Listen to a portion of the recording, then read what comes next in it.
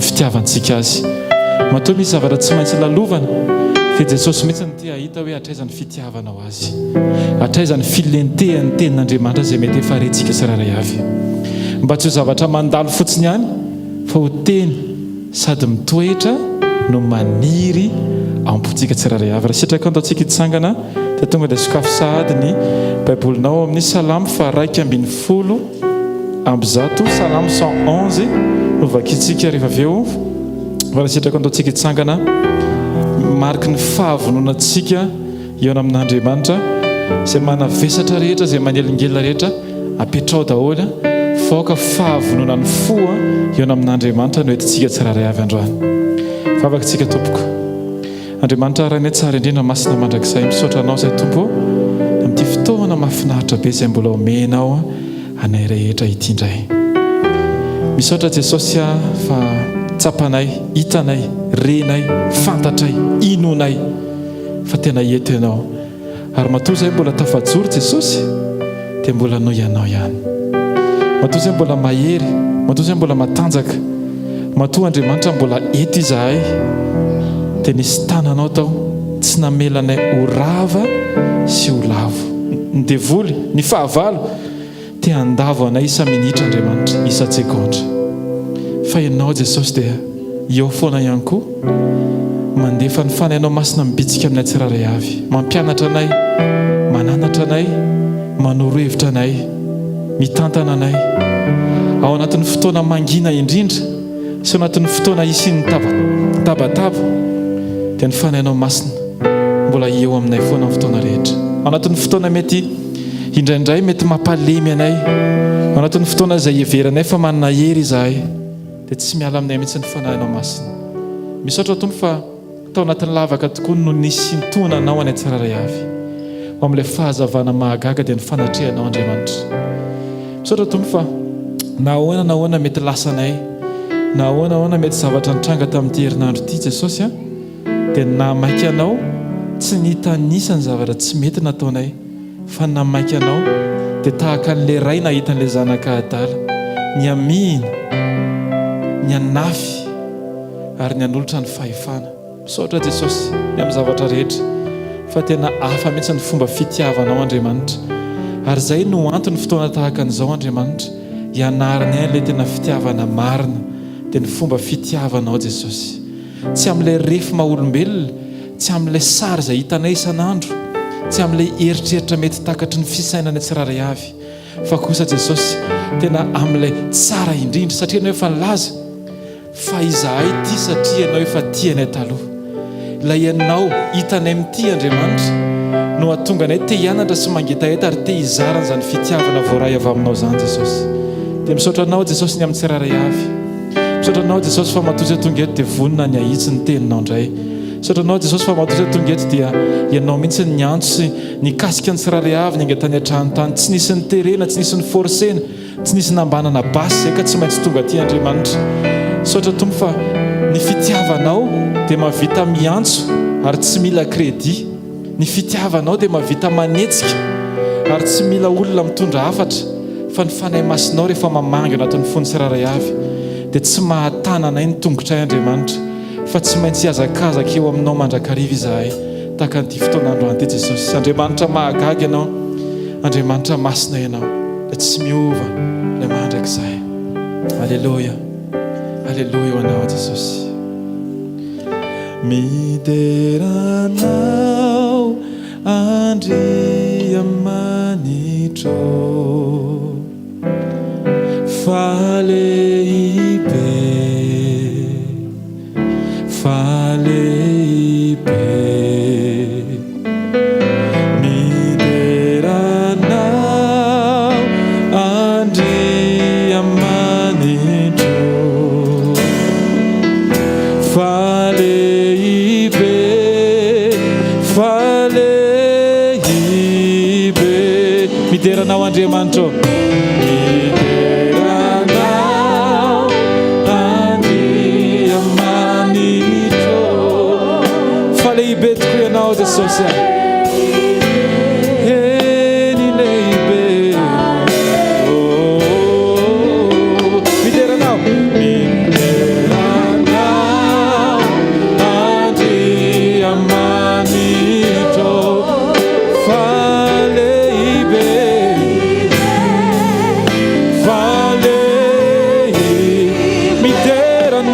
Jesosy tompo.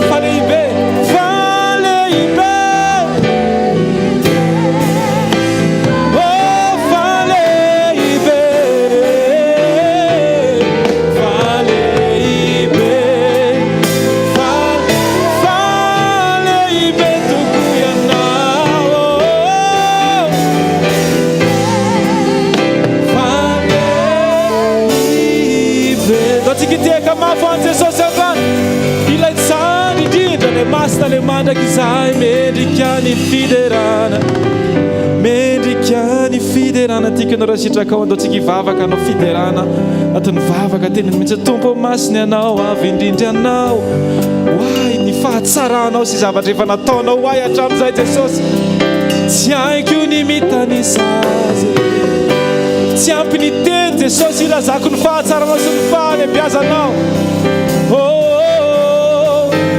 Jesosy o tsara loatra anao mendrika ny fiderany anao avo indrindra anao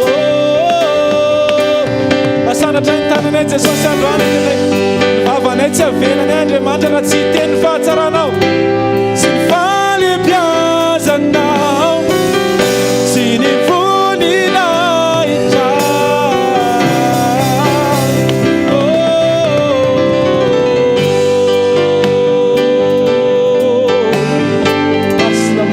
masina tompo Andriamanitra tsy tola hatramin'ny taloha sy ankehitriny aroany enika ny voninahitra zao rehetra izao enika ny voninahitra zao rehetra izao enika ny voninahitra zao rehetra izao zao rehetra izao enikany voninahitra zao rehetra izao enikany voninahitra enikany voninahitra zao rehetra datsika rehetra mihitsy niaraka anao an'izany enikany voninahitra zao rehetra izao enikany voninahitra zao rehetra izao enikany voninahitra zao rehetra izao enikany voninahitra enikany voninahitra zao rehetra izao enikany voninahitra zao rehetra izao tompo dia miondrika eo amin'ny fahalehibiazanao tsy misy voary avita ajoro eo anatrehan'ny fahalehibiazanao Andriamanitra amin'ity fotoana ity Jesosy tsisy ambo-po tsisy toetra tsisy tendrombohitra ny avinavina tsisy fisainana afaka hijoro eo amin'ny fanatrehanao Andriamanitra fa ny voary rehetra miondrika avokoa rehefa eo ianao Andriamanitra ianao le manana ny hery sy ny fahefana avo indrindra ianao le mpanao anay Jesosy Kristy Ary niza rehefa eo anatria ampanao azy dia tsy manan-kalahatra satria ny fahalalana sy ny fisainanay Andriamanitra dia voafetratra eo amin'izay natolotra ao ihany Andriamanitra tsara indrindra. Fa ianao ilay manana fisainana sy fahalalana tsy takatry ny saina any ambadiky ny zavatra rehetra dia eo anatrianao Andriamanitra miondrika izahay, manaiky izahay, mankatoanao izahay, mideranao izahay, manandratra ny anaranao izahay, miondrika izahay, miankohaka izahay, maneho fitiavana izahay, maneho fanajana izahay, mametraka anao eo amin'ilay toerana tsara indrindra eo amin'ny fiainanay izay Andriamanitra, eo amin'ilay toerana ambony indrindra Jesosy, eo amin'ilay toerana mendrika anao Andriamanitra, fa ianao no antony, ianao no antony zavatra rehetra. Alleluia, amen. Andaontsika tehaka mafy ho an'i Jesosy indray. Wow. Salamo faraiky ambin'ny folo amby zato ny vakitsika rehetra amin'ny anaran'i Jesosy. Andiny voalohany ka hatramin'ny fahaefatra amin'ny anaran'i Jesosy anasaiko atsika tsiraray avy. Ataovy tahaka ny ikika anao rehefa miantso olona ilainao ery amin'ny 200 metatra ny amafy ny famakianao ny ten'Andriamanitra androany. Aza mieritreritra menatra, aza mieritreritra ny personnalité anao, faoko vaky eo anatrehan'Andriamanitra ny fonao androany. Amen. Amin'ny anaran'i Jesosy. Alleluia. Ideran'i Jehova mifoky rehetra aho eo amin'ny fivorian'ny marina sy ny fiangonan-dehibe. Lehibe ny asan'i Jehova ka dinihiny izay rehetra mankasitraka azy. Madera sady malaza ny asany ary ny fahamarinany maharitra mandrakizay.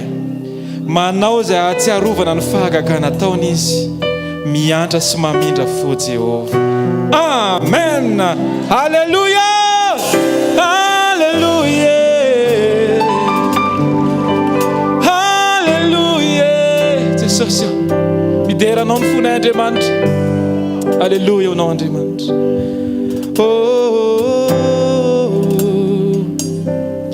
Masina, masina, ianao Tompo lairaitsy toy, mendrika ianao rilay zanako. Masina ianao, masina ianao, ianao Jesosy lairaitsy toy,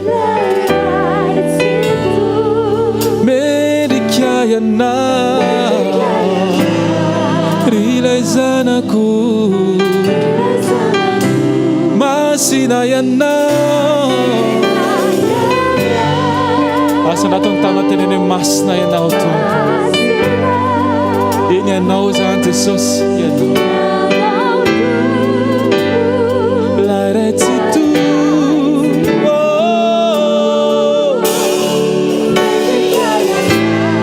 rilay zanako. Amen.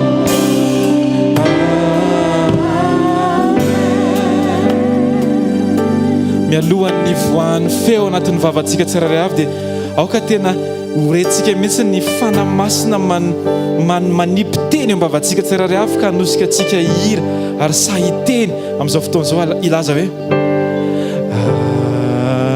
Alleluia.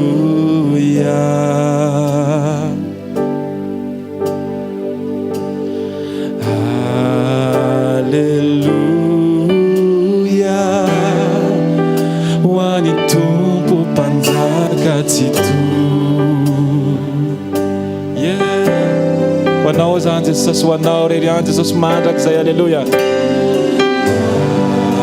Alleluia.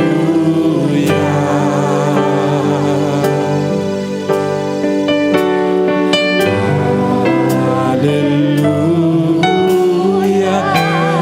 Wani Tompo. Alleluia. Wanao. Alleluia. Wanao Jesosy.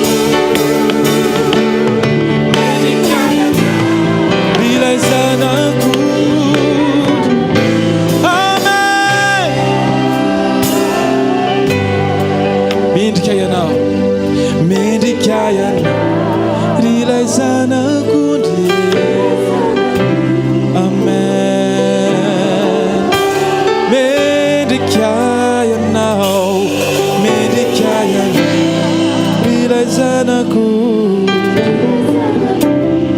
Amen.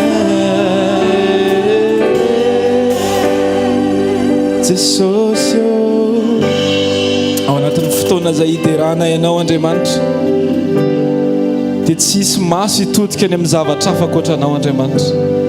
Ny fonay dia mifantoka aminao satria ianao ilay ivon'ilay fiderana Jesosy Kristy. Ary ny zavatra rehetra dia manambara ny fahatsaranao. Noforonao ny zavatra rehetra mba hahafahanay mahatsiaro ny fahalehibiazanao Andriamanitra. Na mitraka izay mahita ny lanitra, tsy voavoatra ny tanan'olombelona. Raha miondrika izay mahita ny tany, tsy vita ny tanan'olombelona. Mampatsiaro anay fa misy Andriamanitra mifesy miadidy izao rehetra izao. Na ny fifoazana isa-maraina ary Andriamanitra dia tsy ao ambanin'ny fahefanay akory izany Jesosy Kristy. Na ny rivotra miditra amin'ny oronay ary Jesosy, tsy afaky ny hoe anana filtre manokana ny amin'izany izahay Jesosy. Fa matoa izay mbola eto Andriamanitra dia tianao ho tsarotsarovana foana isan'andro. Fa matoa izay mbola tafajoro dia noho ianao Jesosy. Matoa izay tahaka an'izao Andriamanitra dia noho ianao. Matoa izay Jesosy mbola manana sofina mandre, mbola manana vava afaka miteny, mbola afaka mamaky ny teninao, miaino, mianatra, mandinika, mahatsiaro, mahita mivantana ny fahalehibiazanao sy ny fahatsaranao. Dia misy Andriamanitra manana fongeza be ao anay ao, dia ianao izany Jesosy. Masina ianao, masina ianao Tompo, lairay tsy toy, mendrika ianao, ry ilay zanako ndrie. Amen. Amen. Alléluia, alléluia, alléluia, alléluia, alléluia, alléluia.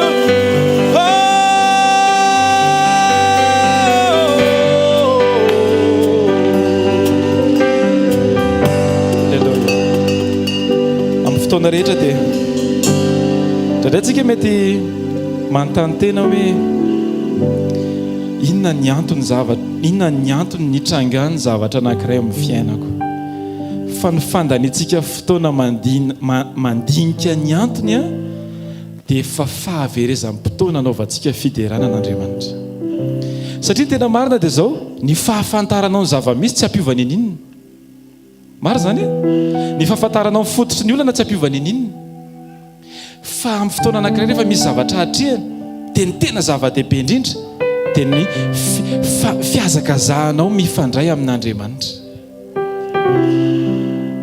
Za mino fa mahafantatra ny fahalehibiazan'Andriamanitra tsika tsiraray avy.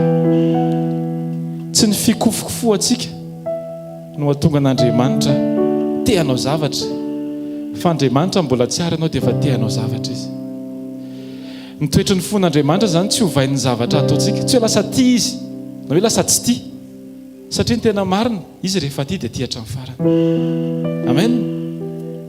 Andehantsika nyity fotoana ity dia iaraka anao antiry hoe tiako niaraka aminao Jesosy, dia tiako ianao tena ho tonga saina so conscient tsara le lanjan'le tongira. Satria amin'ny fotoana anankiray tsika rehefa mihira n'le hira dia misy evingeza be le hoe naiza naiza hitondranao ahy. Dikany hoe naiza naiza dia mety tsy voatery araka ny eritreritrao, fa zao ny fitiavanao an'Andriamanitra dia aza vela iova mihitsy. Amen. Amin'ny anaran'i Jesosy ataovy tena mifonao feno fitiavana sy amin'ny faharesen-dahatra izay fahamarinana ao anatinao no irahanao antiry ty manao hoe tiako niaraka aminao Jesosy, naiza naiza hitondranao ahy, tiako niaraka aminao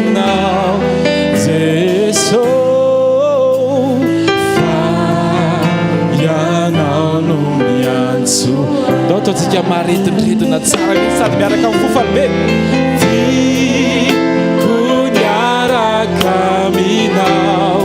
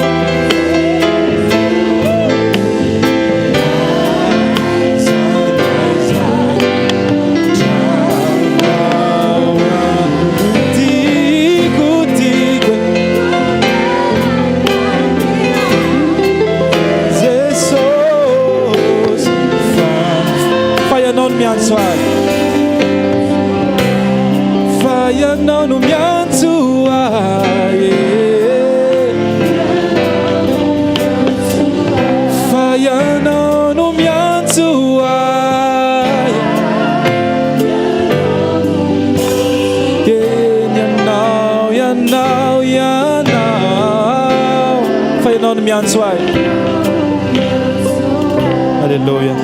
Ozy boky mipetera voalohany toko faharoa fasivy ao ampovoambona dia ozy izy hoe lay nanala nay tamin'ny maizina ao amin'ny fahazavana mahagaga Jesosy tonga tetỳ tany mba hanala antsika tsirairay avy tao amin'ilay malomaloka sy takotakony mba ho tonga amin'ilay fahazavana mahagaga indrindra. Za ianao isika rehetra mila miverina eo amin'ilay toerana izay tian'Andriamanitra tongavana, eo amin'ilay toerana izay mety niodinanao nanomezanao lamosin'Andriamanitra dia mila miverina amin'ilay toerana tsara indrindra izay anirian'Andriamanitra tsikatsika. Misy ohatra anankiray ty tena nagaganao hoe raha mamakytsika ten'Andriamanitra dia mahita fa any am-bokinao bolana misy Jesosy nisy fotoana nanao an'ilay fanoharana aty amin'ny filazantsara sy ny epistely koa betsaka. Tsy mbola nisy fotoana ka hoe manome ohatra izy dia miteny olona,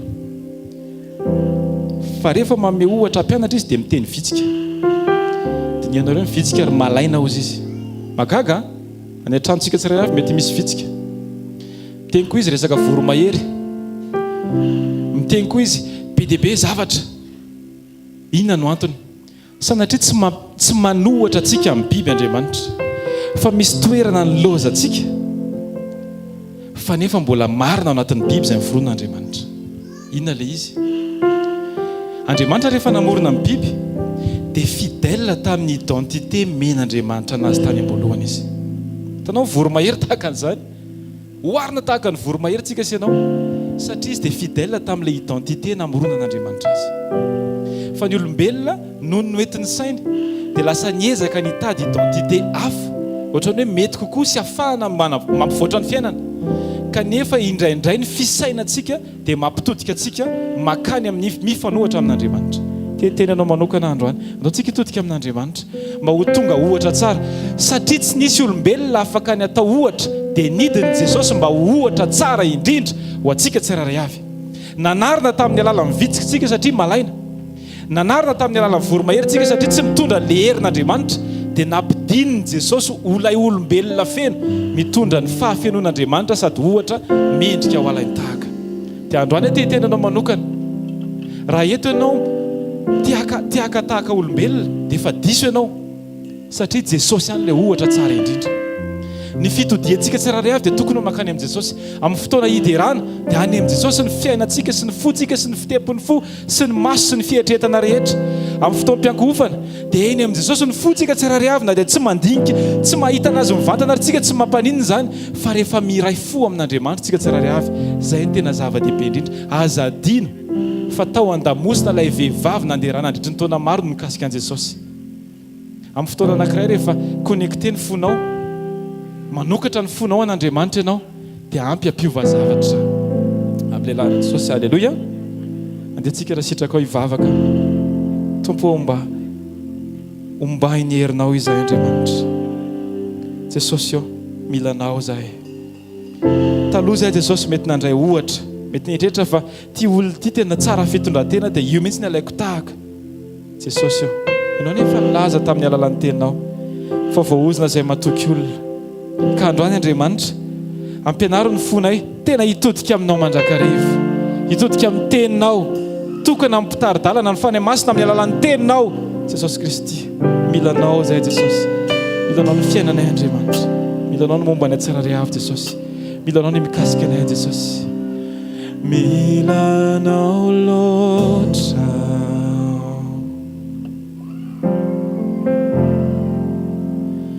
milanao loatra,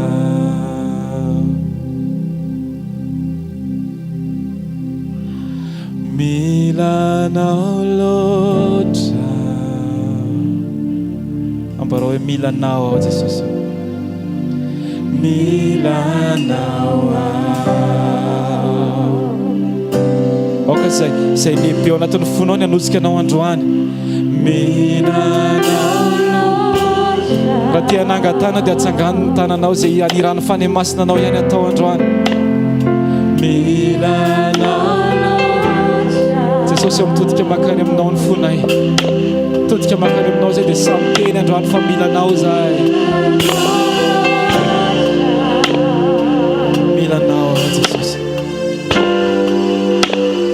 milanao Jesosy, milanao, milanao loatra Jesosy.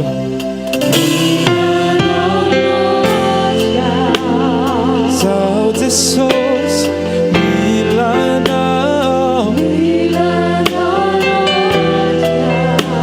ny fiainako sy ny foko tompo, zao manontolo milanao.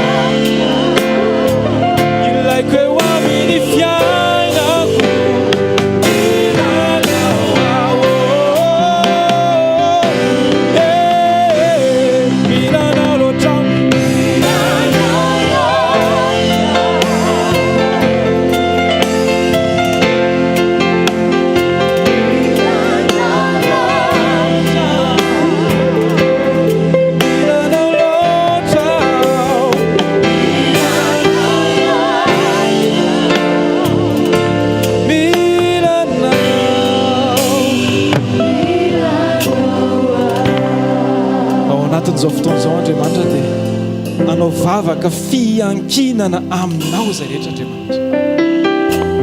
Jesosy eo tsy ny tombotray Andriamanitra no maherika mavita mitondra anay mihazakazaka lavitra, fa na ray santimetatra azy Andriamanitra rehefa tsy heranay aminao sy ivelan'ny fiarovanao izahay dia mety ho lava ihany Jesosy.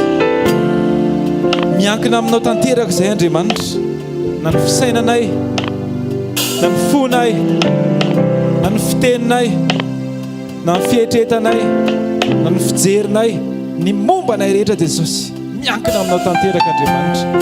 Tsy misy aminay afaka miteny fa mahavita tena irery, tsy misy aminay afaka mijoro vavolombelona, fa noho ny herinay no natonga anay ho tonga eto tany Andriamanitra. Jesosy eo, eny fa na dia ny fomba natongavana teto tany ary Andriamanitra, tsy izay no nanosika fa ny reninay tsirairay avy no nanosika Jesosy. Alleluia. Sotra Jesosy, fampianarinao zahay anana fo miankina mandrakariva aminao. Amen, amen, amen. Asaiko anao hipetraka raha sitraka ao dia tarika anao kely ao anatin'ny ten'Andriamanitra, sakafo ny fonao androany. Alleluia. Tsy misy mahafantatra ny momba antsika tsirairay avy ankoatran'i Jesosy rery ihany. Raha hijoro vavolombelona kely no ny amiko manokana dia raha nafantatra ianao tamin'ny ataoko hoe 20 taona lasa na ohatran'izany dia tsy possible mihitsy ity fotoana ity, tsy possible. tsy possible satria tsy manana an'ilay ataoko hoe toetra takian'Andriamanitra raha ny amiko manokana. Tena anisan'ny olona farak'izay sarikenatra indrindra, tena hoe mitsoaka olona, izay ny tenenako azy. Dia rehefa ny lehibe dia nanana etaeta ny ray aman-dreny hoe tena tsisy idiran'izao zavatra rahantsika izao mihitsy ary androany vao hiteny an'ity ngamany nisy fotoana dadanay tena niteny mihitsy elahy manana zavatra manokana fa aloha elahy tena atao an'ilay mpanao atsika an'ireny. Gravy tena zaho mihitsy niteny dadanay dia zaho koa moa zany tamin'izany dia hoe sady zaho tena mahafinaritra anah le miaina anatina fifaliana sy mitsikitsikiana sy mivazivazy na dia lazain'ny olona fe masika sy matotra be mbola tsy tena niaraka tamiko ianao matoa miteny an'izay. Dia indraindray misy zavatra mahafaly sy mahatonga nofinofy eo amin'ny fiainantsika satria tenen'ny olona le izy. Fa ny tena marina ny teny anankiray avoaka an'Andriamanitra ny tokony ho nofinofo antsika tsiraray avy.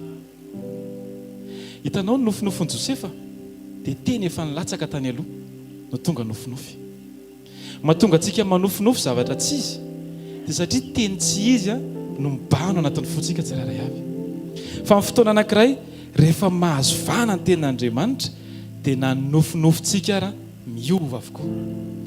Na ny zavatra mampangetahitanao ary tonga dia miova daholo. Na ny fomba fihetretanao ary tonga dia miova daholo.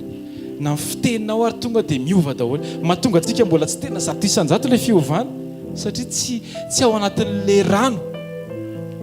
Raha tokony ranona nofo ny lomasinosanao dia lasa ranona nosy.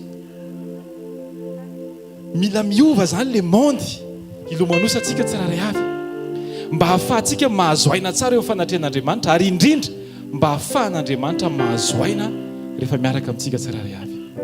Amen. Ny fotoana tahaka an'izao dia fotoana anankiray izay ahatonga antsika ho lasa disposé kokoa ho an'Andriamanitra foana. Tsy hoe satisfaction antsika le izy, tsy hoe ahatonga antsika hazo aina eo amin'Andriamanitra, tsy amintsitsika le izy, fa ahatonga an'Andriamanitra hazo aina miaraka amiko. Satria ianao le hovaina, fa tsy hoe Andriamanitra le hovaina. Satria ianao le mila mandray teny avany amin'Andriamanitra, fa tsy hoe Andriamanitra mila mandray ny teny avany amintsika tsiraray avy. Ao amin'ilay fotoana toerana mangingina dia aza adino fa ny rainao izy ao mangingina no amaly ianao, matoy izy amaly dia manankoa lazaina sy manana teneniny. Mahatonga nofinofitsika miova dia satria ny tenintsika betsaka no ny tenin'Andriamanitra miditra amin'ny fiainantsika tsiraray avy. Andeha sokafantsika ny fontsika tsiraray avy androany raha sitraka sokafa fotsiny fonao dia tenena hoe tompo amitenena indray fa tia nofinofy miaraka aminao Andriamanitra. Ary tena tiako dia hoe nofinofinao tanteraka amin'ny fiainako fa tsy ilay zavatra nofinofisiko. Mety misy motivation samihafa ny ingatsika tsiraray avy tany an-trano, misy besoin tao. Fa aza dino fa ny Romanina 8 dia milaza hoe ny zavatra rehetra dia miara-miasa soa izay maninona izay tian'Andriamanitra. Rehefa tian'Andriamanitra ianao dia io antom-panirana anao makaty io ny anova motivation anao hifanaraka amin'izay tian'Andriamanitra eo amin'ny fiainanao manokana. Amen. Dia sokafo ny fonao androany ao anatin'ity hiri ity hoe Jesosy zao tsy haiko ny kajinao ary ny tena marina tsy voatery fantatro ny kajinao ary tsy maninana tsy fantatra raha ny kajinao, fa ny fahafantarako fa miaraka amiko fotsiny ianao dia ampy izay zavatra izay. Ny fahafantarako fa eo ianao ninona zavatra mitranga dia ampy izay zavatra izay. Ny hafantarako fa hoe efa misy Andriamanitra mitsinjo anahy na dia maloka be ary ny andro. Nisy fotoana tena ny ran'Andriamanitra nanao asa fanompony izay telo taona taonao angambany, vanim-potoana ny Desambra, vanim-potoana na orana. Dia nefa tao anatin'izay fotoana izay hoe raha tsy diso hoe nisy cyclone mihitsy ny lakamisy dia nivavaka izay hoe amin'ny anaranao Jesosy Kristy ianao efa nanondro an'ity daty ity sy ny toerana ahafahana manao an'ity fitoriana ity voninahitra ho an'i Jesosy nanomboka tamin'ny 9 maraina tena hoe io orana io nitatao ohatran'izao fa hatramin'ny fahavitan'ny fitoriana tamin'ny 9 ariva tsy latsaka mihitsy ilay orana.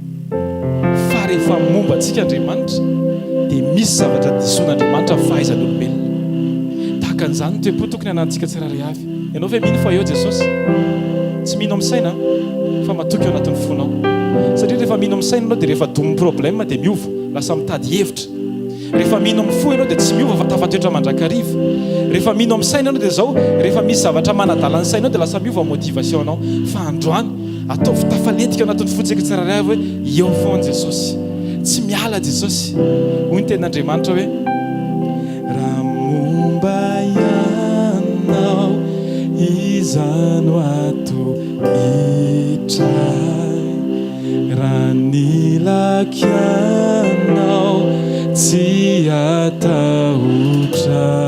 Na tsisy alalay, na tsisy alalay, Jesosy dia tiay.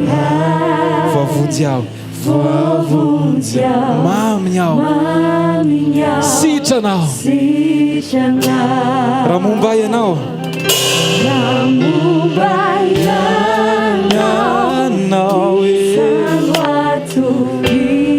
iza Jesosy natohitra anay, raha nilaky anao tsy atahotrao, na tsisy alalay, Jesosy dia tiay. Voavonjy aho, maminy aho, sitranao, raha momba ianao, raha momba ianao iza tompono atohitranahy, raha nilaky anao tsy atahotrao, Jesosy.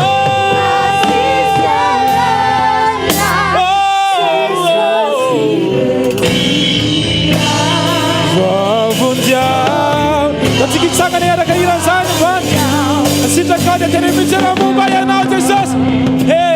Raha momba ianao izano ato itray, raha nilaky ianao, ianao Jesosy, na tsisy alalay, Jesosy dia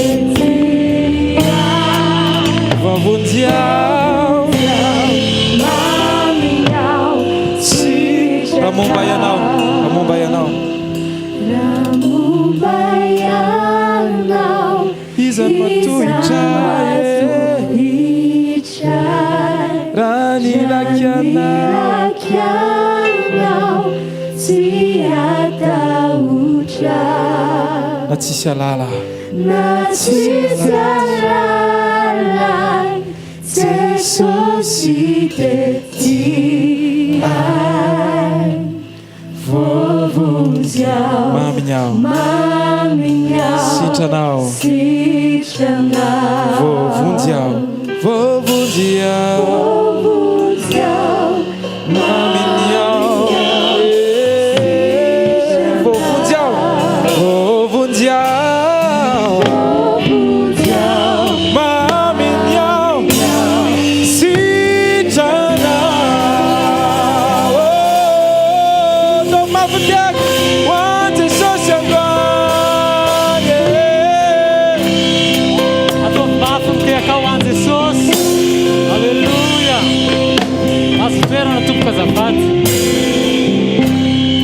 Alleluia.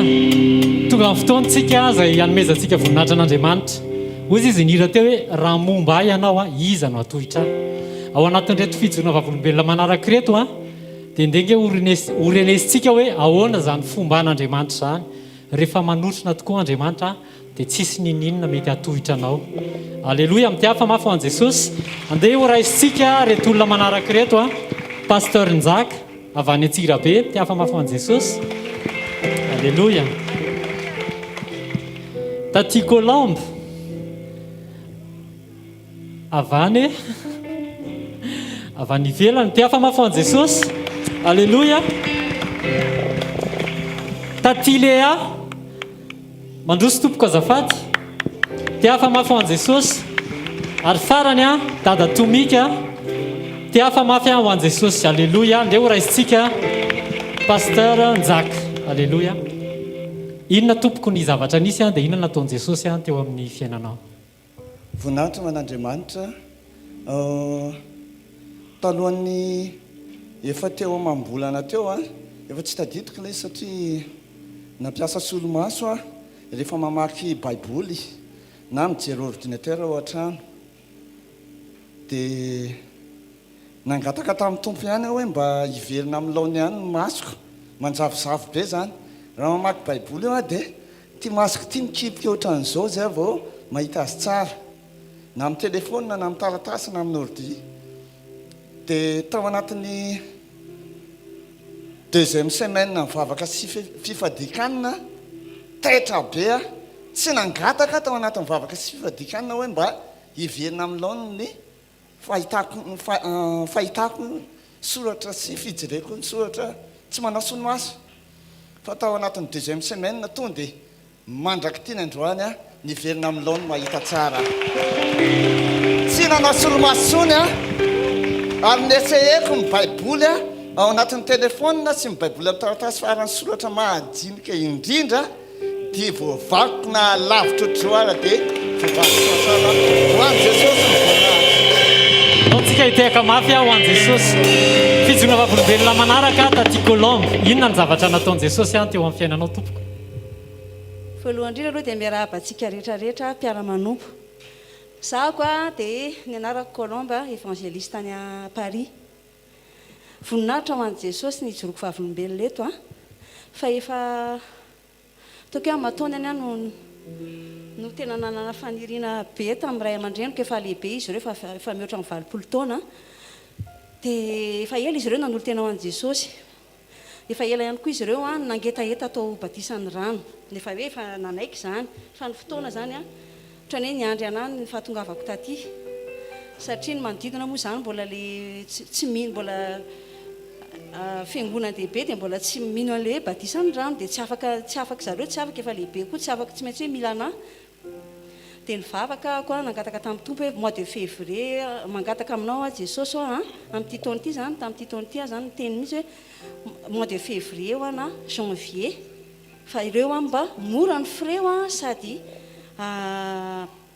mba ahafahako hoe mba tena hoe mba malalaka zany satria raha vo vacances be milafo ny frais dia avy eo moa tena namaly jesosy amin'ny famonjem-panahy zany tena hoe nangatahako tamin'ny tompo aho aty Madagasikara tena famonjem-panahy ary tsy hoe ray aman-dreniko rery a fa reo fianakaviako reo ray tapo amiko a tena nananako etaeta be mihitsy hoe androso ara-panahy voninahitra ho an' jesosy fa tena nanokatra lalana amin'ny fomba mahagaga jesosy a fa raha ny tena izy février tokony tsy ho afaka izany fa miasa fa tena nahita fity tamin'i jesosy averiko amin'irery ihany ny voninahitra dia dera ho anazy rery ihany makasika satra betsaka tompoko ho amin'ny tany tsy mpamonjem-panahy dia nanokatra lalana jesosy fijona vavolombelona manaraka taty Lea alleloia inona no zavatra nisy a fitiantsika dia inona nataon'i jesosy a teo amin'ny fiainanao alleloia voninahitra ho an'i jesosy zany ny joroko vavolombelona eto fa tamin'ny farany taona 2020 hitra 2021 dia narary ny rahavavo izany efa na manana zavikely anankiroa izay endreketako izany satria nisaraka ny ray aman-dreniny dia sahirana be zany izay na ny vola ataon'ireo frais mandeha mianatra sy ny sakafo ary tsisy fa amin'ny alina revo mba miaraka amin'ny sakafo kely amin'ny anjarako izany izay dia tao anatin'izay a dia rehefa tonga fidiran'ny mpianatra tamin'ny fidiran'ny mpianatra teo zany dia hoe andeha ho any amin'ny namako aho izy ry mama fa misy favy nanao vakansa ry zareo dia hoy za mody ariva be eo fa miverenana akaingana dia rehefa avy eo afaka kelikely n'iny izy dia miverina dia hoe atsona ho mama fa misy ilan'le olona dia hoy za hoe fa inona nataon'ireny ho atsona dia hoy izy hoe ndao fotsiny ho mama dia rehefa tonga tany amin'ilay olona dia hoe efa nalohanay ozy ny droitn'le zaza le tsy voaloha tamin'ny herintaona sy ny tamin'ity taona voamiditra ity dia manarak'izay ozy izy dia raisinay an-tanany io zaza io manomboka izao mandra-pivoaka amin'ny asa zany dia teo izany dia nangano mamy be ny ranomasika na tsara n'ilay fampianarana taty sy ny any amin'ny sekoly le tenen'ny pasteur hoe rehefa manotrona anao Jesosy izy dia tena tsy ho takatra ny sainao ny zavatra ataony. Dia avy eo amin'izay dia ozy ilay olona hoe fa ianao ngao izy fa zaho izy tsy izay ihany fa tsy vitan'izay izy fa ho raisina hipetraka atao aminay mihitsiny izy. Dia teo aho izany dia niteny hoe tsy zava tsy mamany aho fa bebeany aho. Dia ozy izy ilay olona hoe fa nga tsy mamany ianao izy dia ozy hoe dia ahoana indray izany ozy izy ilay olona dia hoentiko mankatio amin'ny mamany aho raha manaiky izy dia izay izany raha tsy manaiky izy. Dia rehefa mifampiresaka izay dia tena voninahitra ho an'i Jesosy fa any izao ilay zaza tena miovana ny fiainana ny fianarana ny zavatra dia voninahitra ho an'i Jesosy ery any. Laotsika hiteka mafy ho an'i Jesosy. Alleloia. Andriamanitra manotrana fa olombelona farany androany da atomika. Alleloia. Andriamanitra manotrona mamorona aleo izy tantara azy. Alleloia. Voninahitra ho an'Andriamanitra mitantara fofohany zavatra nenana teny amin'ny asa moa zany tena hoe naneho ny voninahitra Andriamanitra sy ny fanotronana.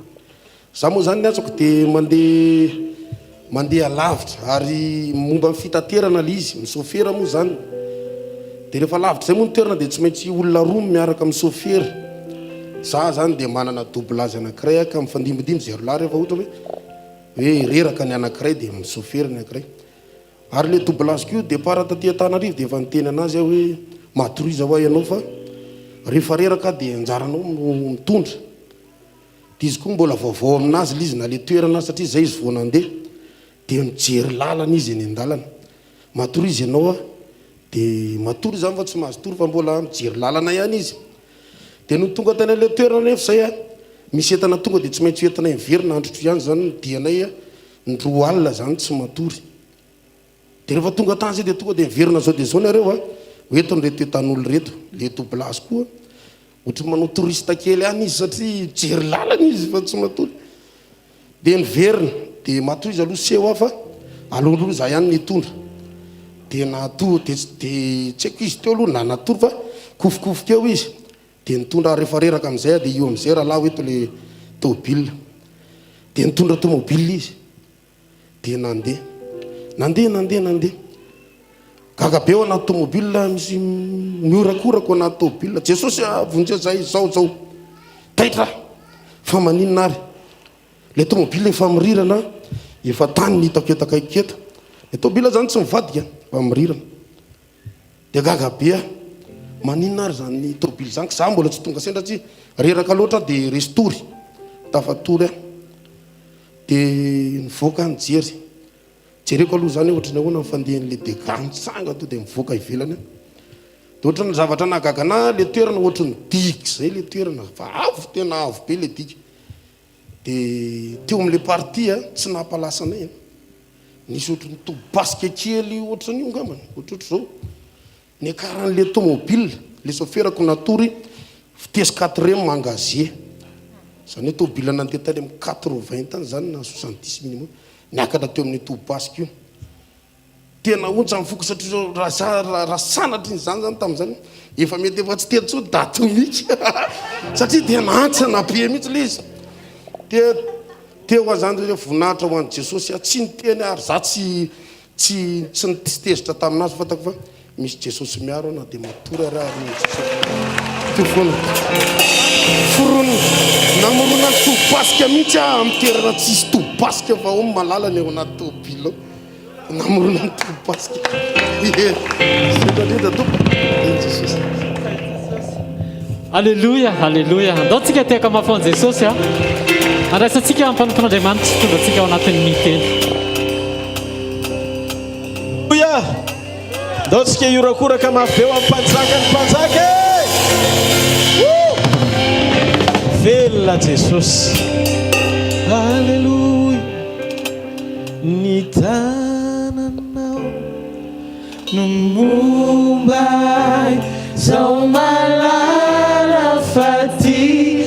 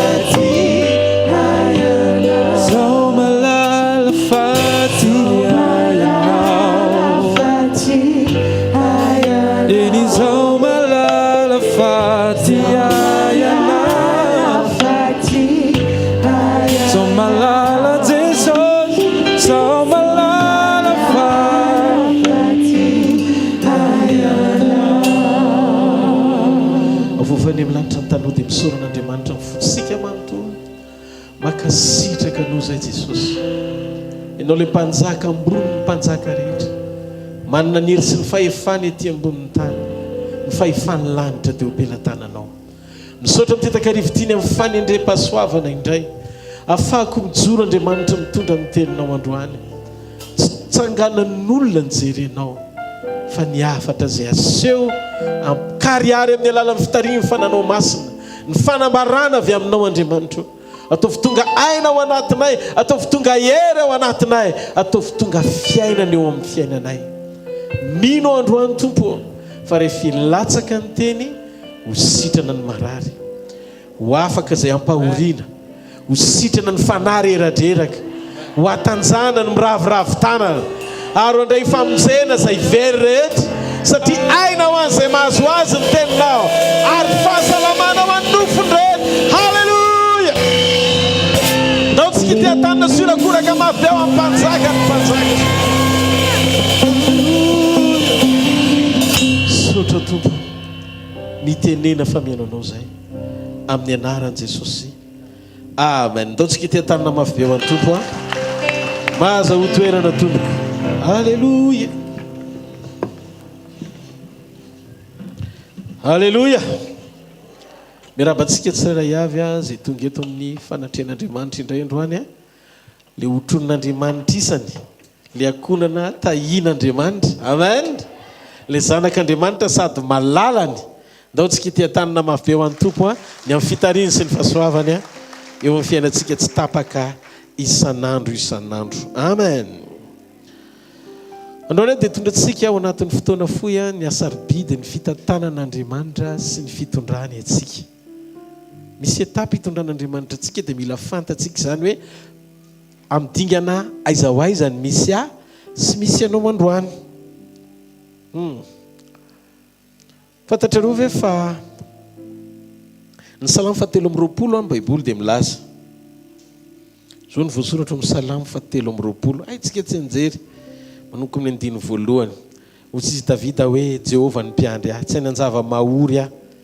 Mampandry aminay maitso izy, mitondra eo amorony rano fialaon-tsasatra izy, mamelombelona ny fanahiko izy, mitarika amin'ny lalan'ny fahamarinana noho ny anarana izy. Ny fanahy dia mandeha mamaky ny lohasaloko ny fahafatesana azady aje-tahotra ny loza, fa ianao no amiko. Ny tsorakazo sy ny tenao reo ny mahafatahotra ahy. Mamelatra latabatra eo ny loko eo mason'ny fahavaloko ianao, manositra dilo elo ny lohako ianao, ny kapokako feno dia feno. Eny tokoa fahasoavana sy famindrapona anaraka amin'ny andrehetra iainako, dia hitoetra ohatran'i Jehovah andro lava. Mila fantatsika ity fahamarinana anankiray ity eo amin'ny fiainana dia sarobidy be mihitsy ny fanananao fahatsapana, ny lanja ny sedra izay lalovanao eo amin'ny fiainana. Amin'ny teny vahiny dia hoe ilainsika mandalo brisement mba anamora ny fahafahatsika misitraka ny fanehoan'Andriamanitra ny voninahiny eo amin'ny fiainantsika. Sarotra be ny atongavantsika eo amin'ny tendrombohitry ny voninahitra misy latabatra mivelatra eo amin'ny lohantsika, eo mason'ny fahavalo. Zany hoe hotron'Andriamanitra tsika raha toka mbola tsy nandalo lohasaloko ny fahafatesana sika. Mila fantatsika tsara fa ilay Andriamanitra izay nampandry an'i Davida tamin'ny ay maitso, nitondra azy teo amorony rano fialaon-tsasatra, namelombelona ny fanahy, nitarika azy amin'ny lalan'ny fahamarinana ihany no nitondra azy nandeha namaky ny lohasaloko ny fahafatesana. Io le mpiandry tsara io mitondra an'i Davida io teo amin'ny ay maitso ihany, namela azy andeha amaky ny lohasaloko ny fahafatesana. Fa fantatr'Andriamanitra ho Davida fa aloko ny fahafatesana ilay lohasa ho lalovana, kanefa noentiny niditra tao niaraka taminy aho.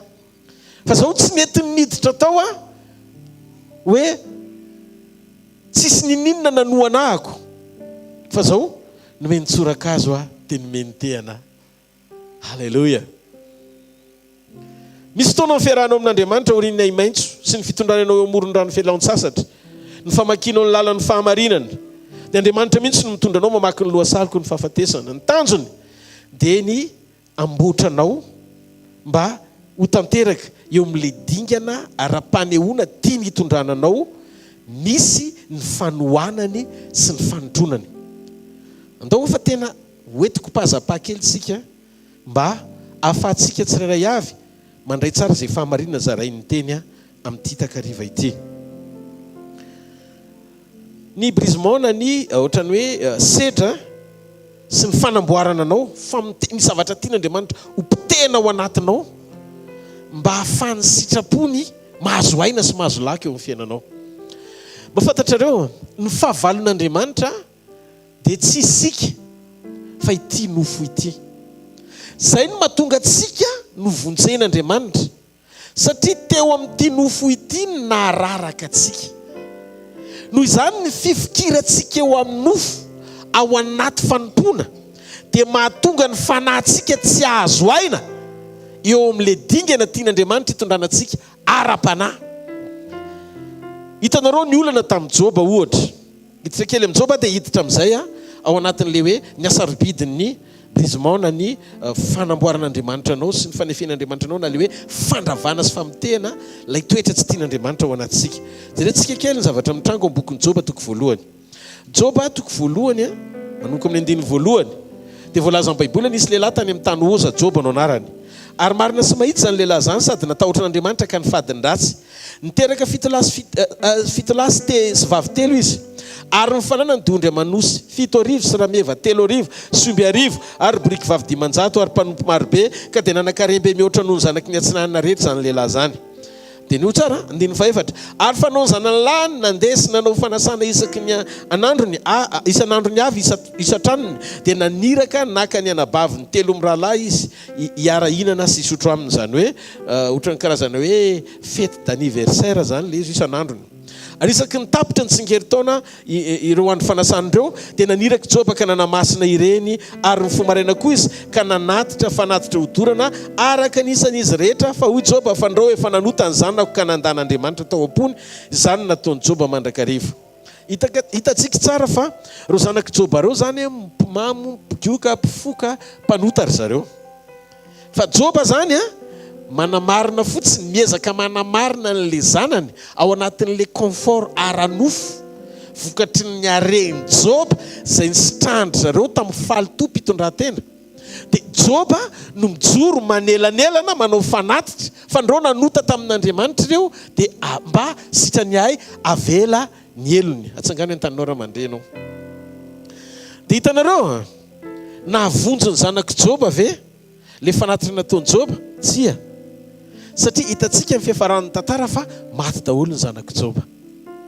Ny antony dia tsotra. Andriamanitra dia tsy tianao manaro-keloka fa tianao na dia mpanota azy ianao manam-pahatsapana ny iverina mba ho avela eloka. Ny prinsipan'i Joba zany dia ohatrany hoe mametraka an'ilay fanafahany eo ambany fahasoavana fotsiny. Zay le mahadiso le fampianarana momba ny fahasoavana mampandry ny sainao amin'ny anaran'i Jesosy sy manana an Jesosy nefa sanatria mbola hiaina ao anaty fahotana tahaka an'izay nataony zanaky Joba. Tsika ry havana dia novonjena mba ahafahantsika miaina amin'ny fiainan'Andriamanitra. Amin'ny fiainan'Andriamanitra misy norme takian'Andriamanitra aorian'ny famonjenantsika tokony ho mode de vie fomba fiainantsika style de vie hiainantsika isan'andro. Io le endrika tian'Andriamanitra anehoana atsika amin'ilay tena mahazanaka Andriamanitra atsika. Ka ilaina ny fiainantsika an'izany atao hoe brisement zany mba ahafahany sitrapon'Andriamanitra mahazo aina ao anatsika. Satria ny tanjon'Andriamanitra amintsika tsy hoe hiditra ny lanitra fotsiny fa ny tonga atsika koa ho fantsony eo ampelantanan'Andriamanitra mba hamonjy ny hafa zay tsy nandray famonjena. Ny zavatra mampahory an'izao tontolo izao tompoko tsy hoe akory hoe ny zavatra rehetra ilainy tsy misy fa ny anana ny fiadanana miatrika ny fiainany sy ananany antoka fa raha mba miaina eto ambonin'ny tany izy dia mba hiaina fiainana mahafinaritra. Za teteny aminao fa zay fiainana mahafinaritra zay tsy ho ambadiky ny fanananao zavatra be dia be. Fa hatreto tokana ihany ny afaka hanome fiainana sy fiainana mahafinaritra anao Raisy Jesosy ho tombo sy mamonjy ny fiainanao manokana dia miraminy fa ho hitanao fa ho fiadanana fahasambarana fitsarana ny eo amin'ny fiainanao isan'andro. Tsy mahareteka ao an'Andriamanitra. Alleluia. Raha te hanova ny tantaram-piainantsika Andriamanitra dia tsy maintsy mandalo brisement tsika. Manamora ny fitarihany sy ny fanotronanao anao zany. zareo re olona rehetra izay nampiasain'andriamanitra atao anaty baiboly ka olona ny fidiny tena goavana be fa olona nandalo brisement avokoa. Ny olona tena manana fo miankina sy mitoky amin'andriamanitra tanteraka dia olona efa voasedra n'andriamanitra tany ho any avokoa reny olon'ireny. Zany hoe raha tsy tanteraka ny famitehananao sy ny ao anatinao izay zavatra tsy mifanaraka amin'ny sitrapon'andriamanitra dia tsy hitovy longueur d'onde amin'andriamanitra mihitsy ianao miatrika fahasarotana sy zavatsara sy fanoherana eto ambonin'ity tany ity. Mahatonga an'ireny le hoe koropaka ianao, tsy mitsahatra ianao, tena renao mihitsy hoe mitebiteby ny ao anatinao, mametra-panontaniana ianao ho aiza ny efarana, ny fanahiana sy ny tahotra. Reny rehetrarehetra reny ry havana dia vokatra teraka jinjainao manokana avy amin'ny tsy fanekenao ho tefen'Andriamanitra. Ny olona tena manana fo miavaka, miankina sy mitoky amin'Andriamanitra tanteraka dia olona efa voasedra n'Andriamanitra sy nandalo brisement avokoa. Rehefa niantsony Mosesy Andriamanitra tamin'izy hoe hamoaka ny zanak'Israely eny amin'ny tany Egypta, tahorian'ny fiantson'Andriamanitra azy hoe andany ianao vonjeo ny oloko hiala any Egypta, hiala amin'ny fanandevozana, avoay tao ny oloko hanompo ahy, nanaiko Mosesy.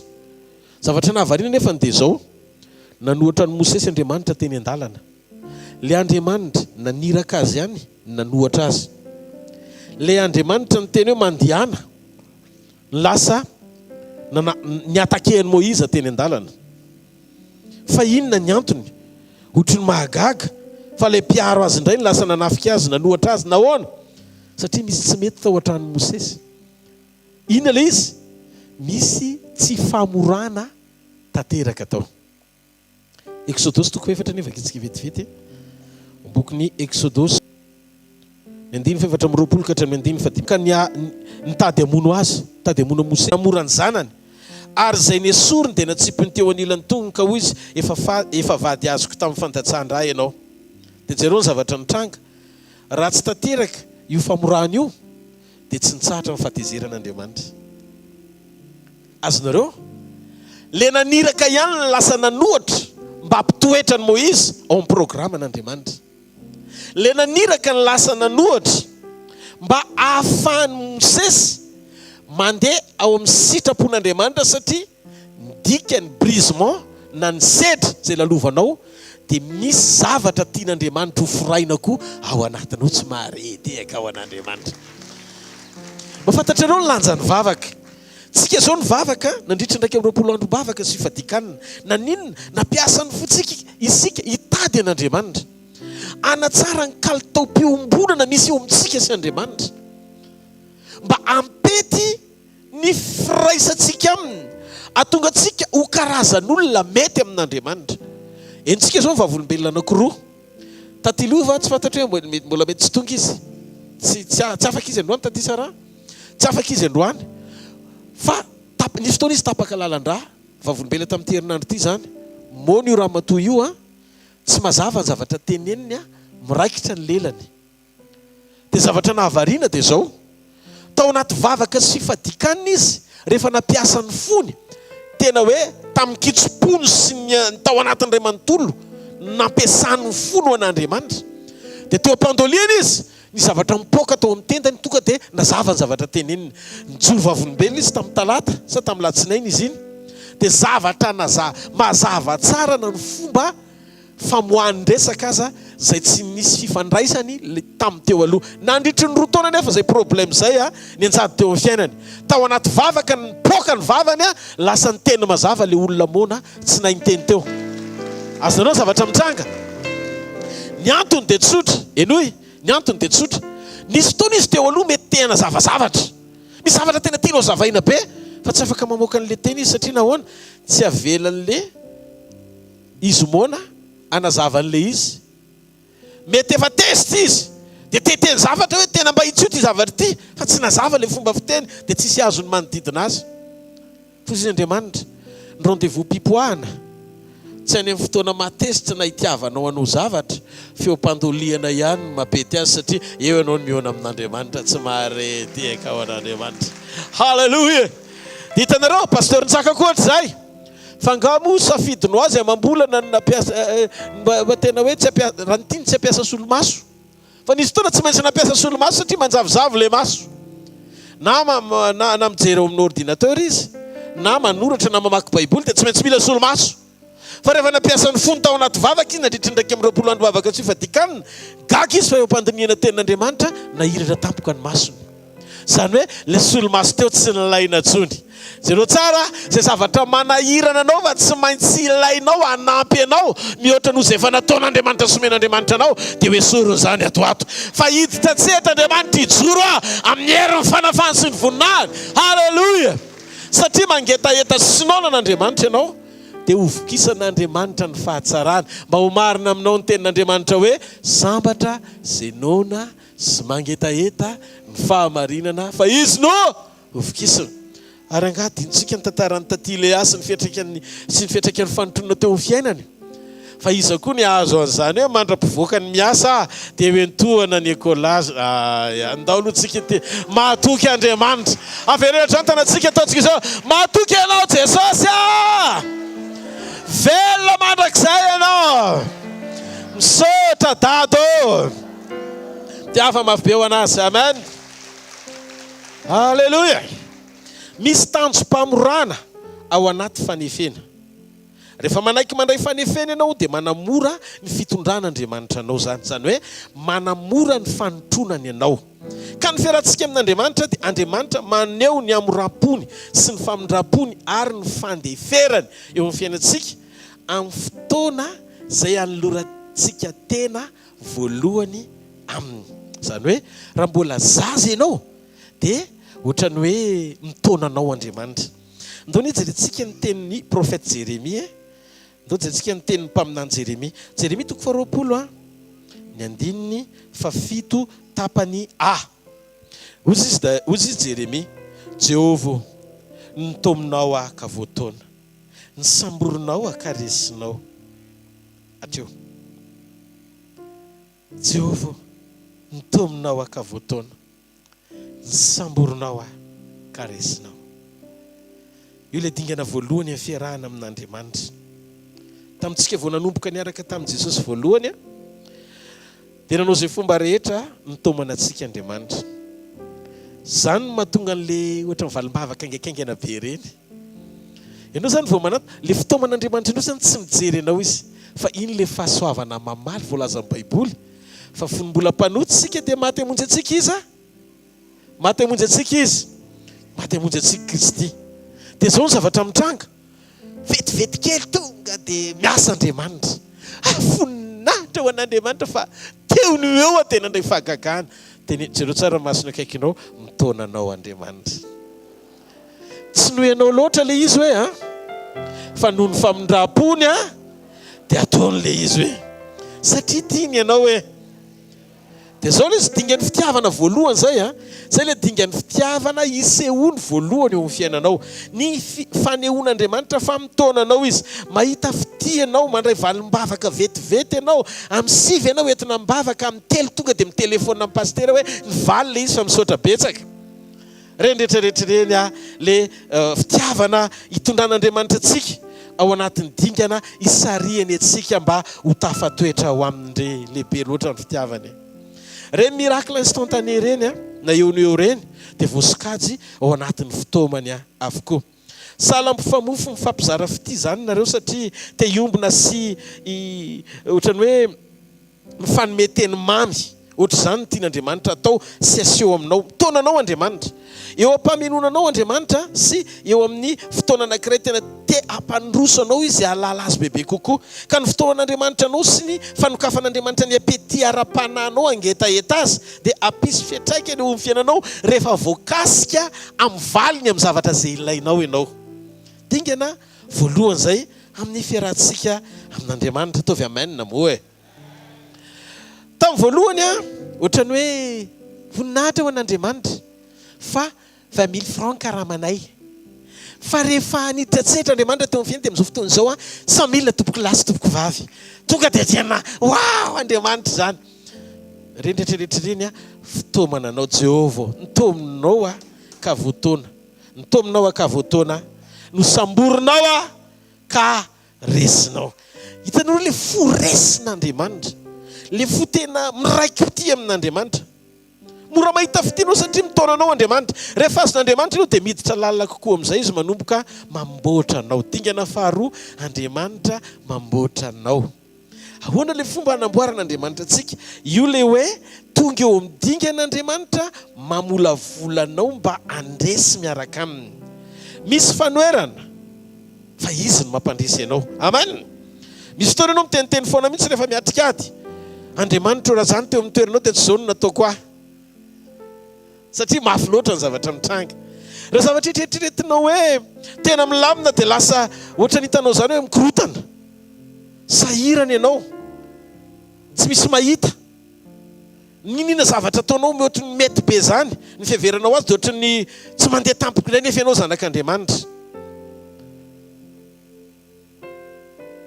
Tadio tsara, tsisy zazy zany ka anarina amin'ny fomba enjana. Satria raha kaponao mafy na somary enjaninao ny zaza dia kely ny heriny. Kely ny heriny. Fa rehefa lehibe izy dia azonao enjakenjanina kely. Zay mahatonga ny tenin'Andriamanitra amin'ny bokin'ny Apokalipsy hoe toko 7:20 hoe fa zay tiako no anariko sy faiziko ka mahazo toy ianao ka mibeba. Zany hoe manomboka miditra makany amin'ny correction Andriamanitra, any amin'ny fanitsin'Andriamanitra. Tsy voatery ho mety aloha le amin'ny voalohany ny ataonao, kanefa misy fotoan'Andriamanitra mandefitra mamaly ianao amin'izany. Fa amin'ny fotoana anankiray rehefa hitan'Andriamanitra hoe mitombo ianao dia te hiara-miasa mitoetra ny ao anatinao amin'izay Andriamanitra. Zay le fanotronana. Ary ao anatin'ny fanotronan'Andriamanitra dia manomboka manitsy ianao. Zay le mahatonga amin'ny fotoana hoe mahatonga antsika hoe mivavaka. Satria rehefa feno vavaka ny olona dia mora hitsin'Andriamanitra satria mampiasa ny etaetany ao am-pony iombona n'le tenim-panitsiana avy amin'Andriamanitra reniny sofiny mba ho tonga fiainany dia mandohalika izy mivavaka eo anatren'Andriamanitra. Ny vavaka zany raha ny marina ry havana dia ny fanehoantsika ny etaetantsika fa maniritsika ny iombona amin'le tenim-pahamarinana mba ho tonga fiainantsika.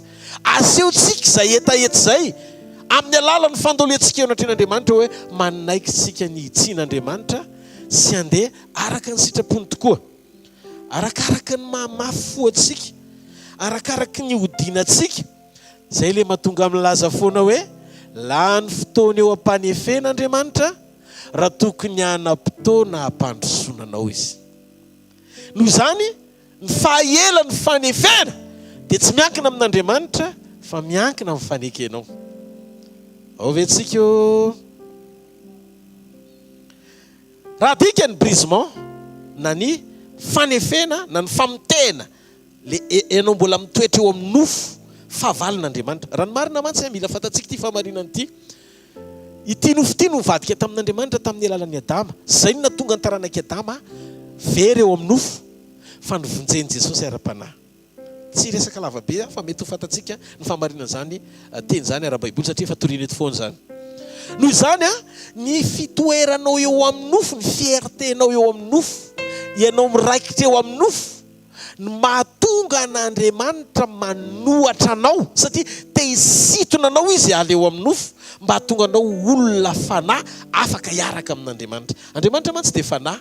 Zay mivavaka amin'Andriamanitra dia tsy maintsy mivavaka amin'ny fanahy sy ny fahamarinana. Zay no mahatonga an'Andriamanitra mibosta ny fanahy masina ao anatinao. Izy mihitsy ny tonga ao anatinao mba hanovanao ao anaty hifanaraka amin'ny programan'Andriamanitra. Aleloia. Zay mahatonga le vokatry ny fanahy omeny ny fanahy masina ao anatsika fa tsy mainky tsika aloha no fantso ny fanahy ho ampiasaina amin'ny fahasoavana fotsiny. Ianao no tsy piasa fa zanaka e.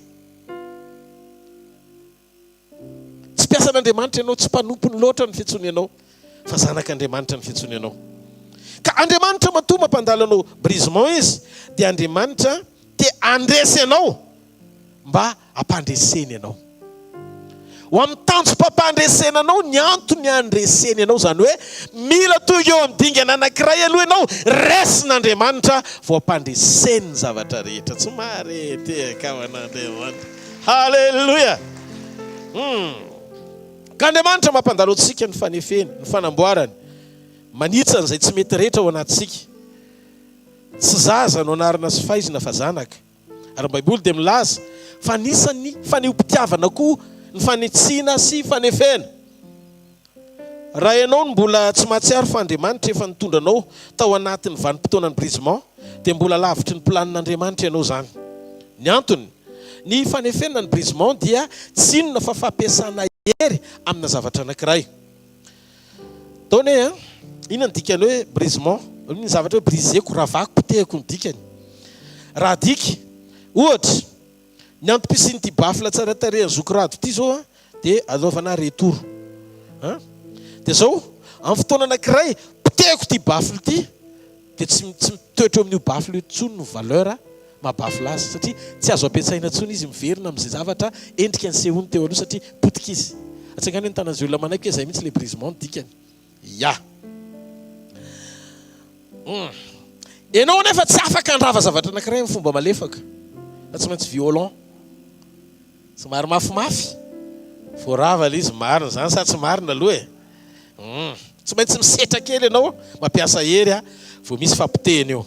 Ka ny fiarahanao amin'Andriamanitra rehefa Andriamanitra no mampiasa ny heriny eo aminao na anaty na eo amin'ny fiainanao misy anao fotsiny dia mety tadio tsara maniraka izy na anjely na mety hoe le fahavalo manohatra anao regny koa avelany izy eo le izy fa tsy avelany izy fiatraikany ao anatinao na rava ny fiainanao fa hiara-iasa asoa ny zavatra rehetra raha ohatra ka mbola voatahiry eo am-ponao ny fitiavana azy. Amen.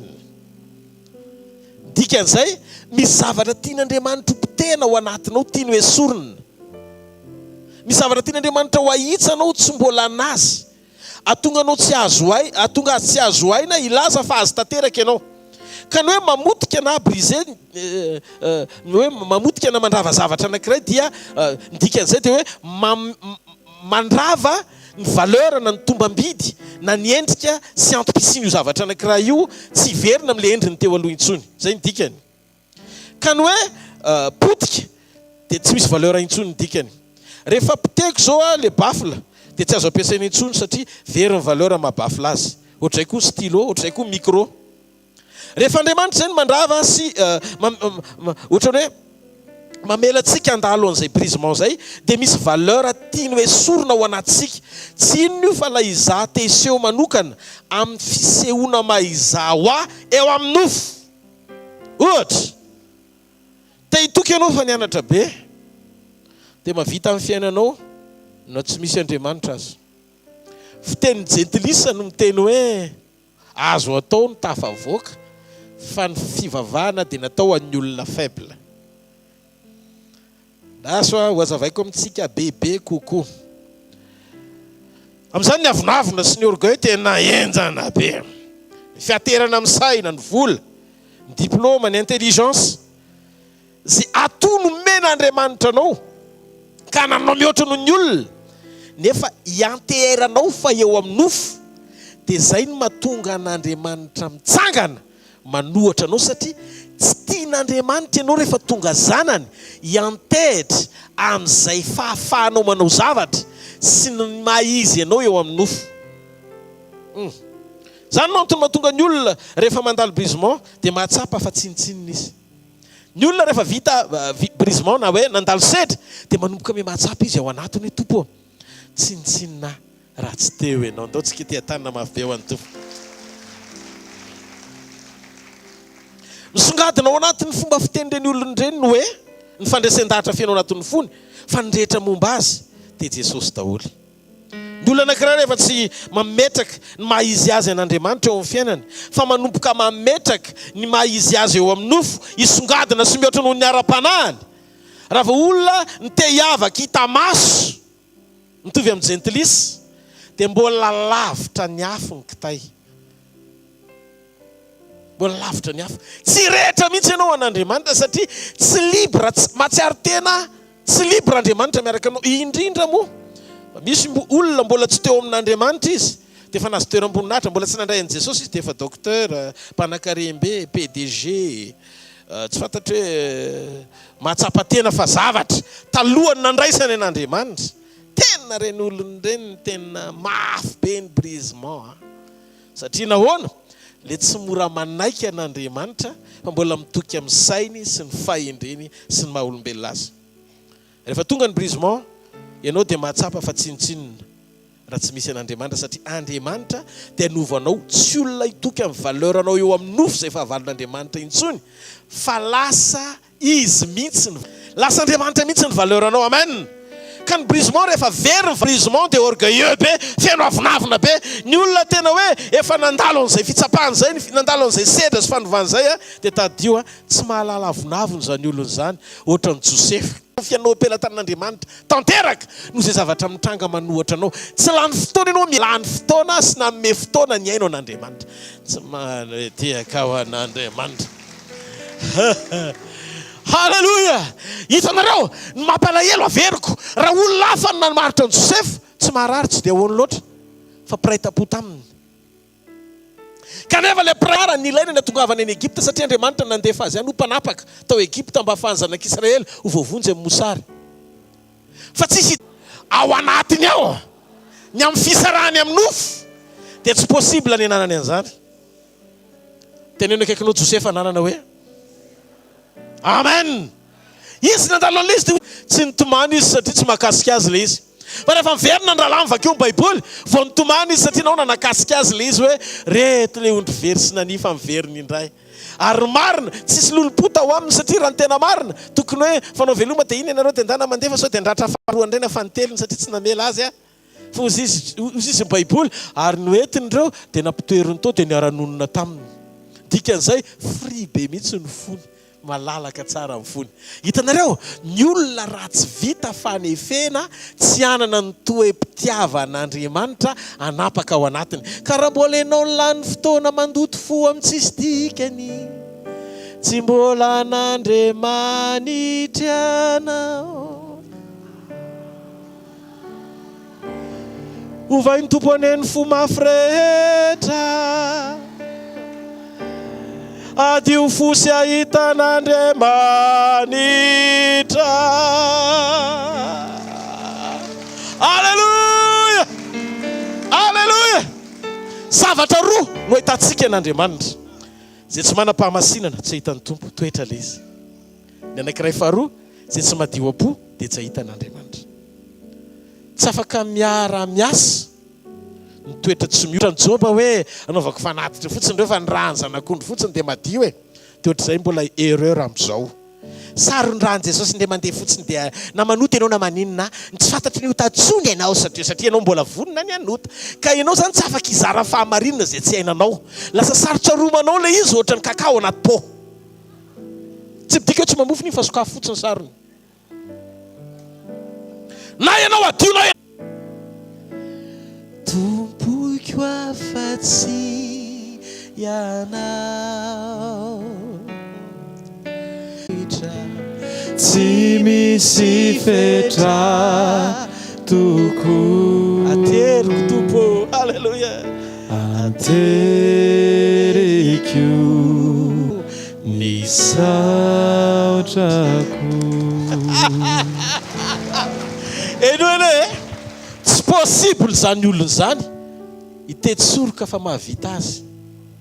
Tsy possible zany olona zany hitoky amin'ny zavatra ananany.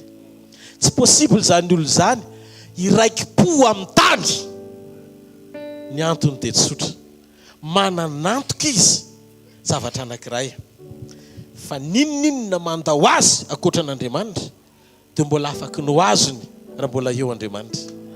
Fa ninona misy eo amin'ny fiainany andozany an'Andriamanitra azo antoka fa na ny kely aza mbola ho raraka satria ho foana mandrakizay satria tsisy Andriamanitra piaro. Ka ny fifikirana amin'Andriamanitra sy fitokina amin'Andriamanitra ny zava-dehibe ho an'ny olona rehefa vita brisement na nandalo fanefena. Maro ny zavatra ivelany eto ambonin'ny tany mampirehireny olona karazana zay jiosy nareo jetilisa asa ny asanay metimety fa ny asanareo ohatrany tsy mandeha amin'ny tokony ho izy. Vola zay manambe fa betsaka ny tsy manana. Voninahitra zay ajajain'ny olona fa nareo tsy ohatranay. Matsilo saina zay mataka zavatra lalina fa ianao manana ny ego, ianao manana ny orgueil, ianao manana ny rehetrarehetra.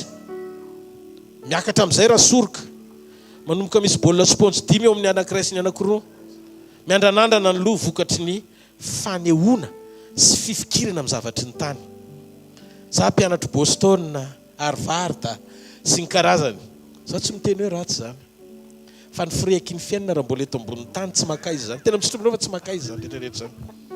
Efa nahita zao tontolo zao za efa nataiza teto ambony tany efa hitako. Iza mirarahana zany zay hitanao any? Alleluia. Rehefa mivoaka ianao makany ambany vohitra Allemagne ohatra dia mitovy amin'ny lalana mivoaka ny Mazanga iny. Ohatrany tsy azo andra. Za kosa aloha tsy miteny hoe mety tsy nahita indraingy arainy dia miteny an'izany. Fa ho an'izay nahita isaorana an'Andriamanitra tsy mialina anao akory. Fa tia ampianatra fotsiny hoe aza mifikitra amin'izany. Halleluja. Zavatra tiako hiditra ao am-ponao, ataovy ampy ao anao Jesosy. Rehefa ao anatinao Jesosy, sy zavatra tsy ny saininao nefa sainin'Andriamanitra sady hitondrana anao. Rehefa opelatana ny plany-piainanao ray manontolo, izy ny mandahatra an'izay tokony mety aminao. Tsy voasaka ny volo zany ianao rehefa itahitanao Andriamanitra. Halleluja. Fa ninona zavatra ilainao ataon'Andriamanitra tonga ara-potoana. Mafantatrareo? Misy mpanan-karena be ny anjera tampoka ny alina. Manana roplanina 5-valopolo izy. Manana trano 200. Manana rena be dia be. Fa zao fanjaitranjairana ny tsy nisy ny alina. Maty izy. Ka tsy nisokajy ny zavatra ananana no maritra ny arena. Fa ny zavatra ilaina tonga ara-potoana. Miana venareo. Ka ny fifandraisantsika amin'Andriamanitra tsy fanantena ny zavatra. Fa fatokinan'Andriamanitra. Raha ambola velonao ka miaina ety, ampy a Jesosy, ampy a Jesosy, zao no any faniriko tompo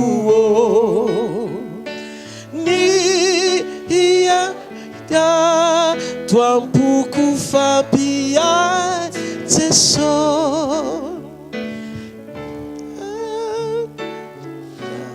Sikele zemay sukuire na esurna mko azanene na esurina mikunia na sinifel zanunya tuan kusiangata ikwamina oh apia Jesus apia Jesus atavotro Jesus ampenao dada. Alleluia, alleluia, alleluia. Izy tsy hitondra loza zany io fa hitondra fiadanana. Se fanefena rehetra ekeo fa apety ny ara-pananao. Izy tia hita ny fahamatoranao eritrereto hoe ilamintsaina venao alohan'ny elanao eto an-tany. Raha tsy vita fihavanana aminy. Mety efa manana azy fa tsy mihavana aminy. Zany ny mahatonga Paolina nanatra ny Efesianina. Aza manaiky ho fitahan'ny olonareo. Fa raha lany nanariny, raha ampy fotsiny tsy anampiana tsy analana. Ny hoe fandraisanao famonjena tonga dia antoka idiranao any an-danitra. Dia mitsotra aminao fa tsy nananatra Paoly ho an'ny raha laza efa nandray famonjena hoe aza manaiky ho fitahany ianareo. Betsaka ny fiainana fitaka tia ny devoly ampidirina, ampionina ny sain'ny olona hoe manana an' Jesosy fotsiny dia tsy aina ny sitrapon'Andriamanitra. Reny koa dia alaviro. Ny antony dia tsotra. Ny fiainanao rehefa miombona amin'Andriamanitra dia lasa feno fiainana manana fahatahorana n'Andriamanitra ohatran'ny Josepha ianao. Ozy Josepha amin'ny bokin'ny Genesis, za ozy izy ny sekrehako dia zao anankiray ihany ny sekrehako dia nentin'ny fiainako hatramin'ny farany. Zay no natonga ny fanandevozana ho tonga mpanapaka. Zay no namadika teo amin'ny fanandevozana ho tonga prince. Toe-bola izy. Ina le toe-po? Za matahotra n'Andriamanitra. Rehefa matahotra n'Andriamanitra ianao dia ataon'Andriamanitra matahotra anao daholo problème. Alleluia. Raha pitso fandraisana, omeko antsika ny sekrehan'ny kapoaka sy ny mofo amin'ny endrika hafa mihitsiny. Raha ianao tsy tonga eto dia tsy hainao an'izay révélation zay ianao. fa raha zay ianao aloha manatrika eto ianao dia afaka mieno sy mandray tsara ny zavatrehtra zay lazain'Andriamanitra. Amen. Noho izany ny feo re dia tsy misy afa-tsy zavatra eto ambonin'ny tany raha mbola eo amin'ny nofony olona. Zay no mahatonga an'Andriamanitra manefy an'ilay olona amboary mba ho ara-panahy tsara, satria mahatonga ny brisement mafy be, ny fireketanao eo amin'ny nofo mbola mavesatra be fa tsy votsitra ara-panahy tsara ianao eo am-panompona an'Andriamanitra. Lavo zany, lavo. Za Andriamanitra manomboka androany, tsy olona nofo zany tsony fa olona ara-panahy, olona fanahy miaina amin'ny ara-panahy. Tsy voagetsy eo amin'ny filako tsony manomboka izao fa zanak'Andriamanitra votsitra tsara, tsy miandro brisement vao mandroso fa mpanekeko ny momba amy alohan'ny fotoana hiarandroso amin'ny teninao tsy mahare ty akao an'Andriamanitra. Alleluia. Rehefa ao amin'izay olona zay ny tompo dia zao ny zavatra amboariny aloha ianao. Ohatra ka mbola miraikitra eo amin'ny nofo, hovany tanteraka. Mila vitantsika ny fandresen-dahatra ao anatintsika mba ahafahantsika milaza hoe ny rehetra eo amin'ny fiainako dia tsy misy avy amiko fa avy aminao Andriamanitra. Tsy raina fotsiny zany fa faharesena manoloana ny fahamarinan'Andriamanitra. Ka ny brisement zany dia tadio mahafinaritra. Dao tsika ijery kely iza ny olona nandray an'izay brisement zay ato anaty baiboly dia amarantsika amin'ity takariva ity. Jerentsika kely Jakoba. Misy mahafantatra ny Jakoba avy ao anaty baiboly? Zanak'izy Jakoba ary eo.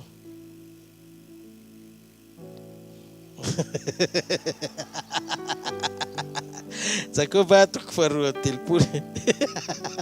Genesis toko faharoa amby telopolo ny andininy fa enina amby roapolo ka hatramin'ny andininy fa sivy amby roapolo.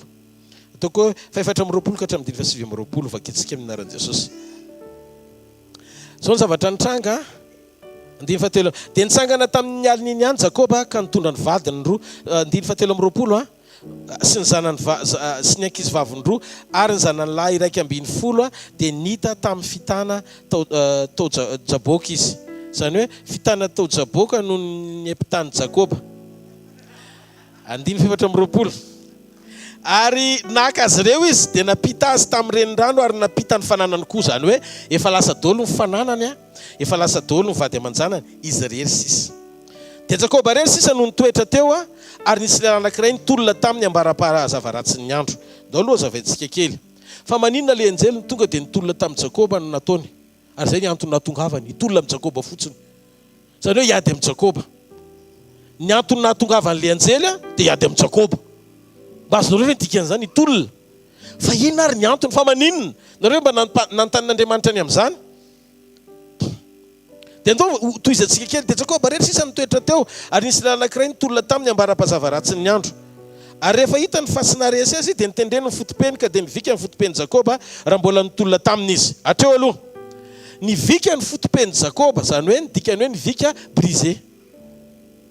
Ao zany zany hoe teto zany le tolona mba ahatonga ny Jakoba andalo brisement. Ao andiny fa vita amby roapolo ka hatramin'ny andiny fa sivy amby roapolo.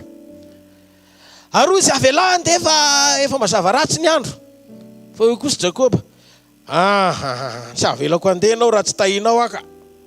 Ary izy taminy izy moa no anaranao dia izy Jakoba. Ary ndra izy tsy atao hoe Jakoba intsony ny anaranao fa Israely satria efa nitolona tamin'Andriamanitra sy tamin'ny olona ianao ka nahery. Andao eno tsara amin'izay fa misy zavatra be dia be azo raisinao anatin'izany teny zany. Rehefa ianao mivavaka amin'Andriamanitra dia rehefa maka baiboly dia angatao Andriamanitra mba sokafy Andriamanitra ny masom-panahiko andeha zava-baovao zay zavatra tianao ho lazaina amiko.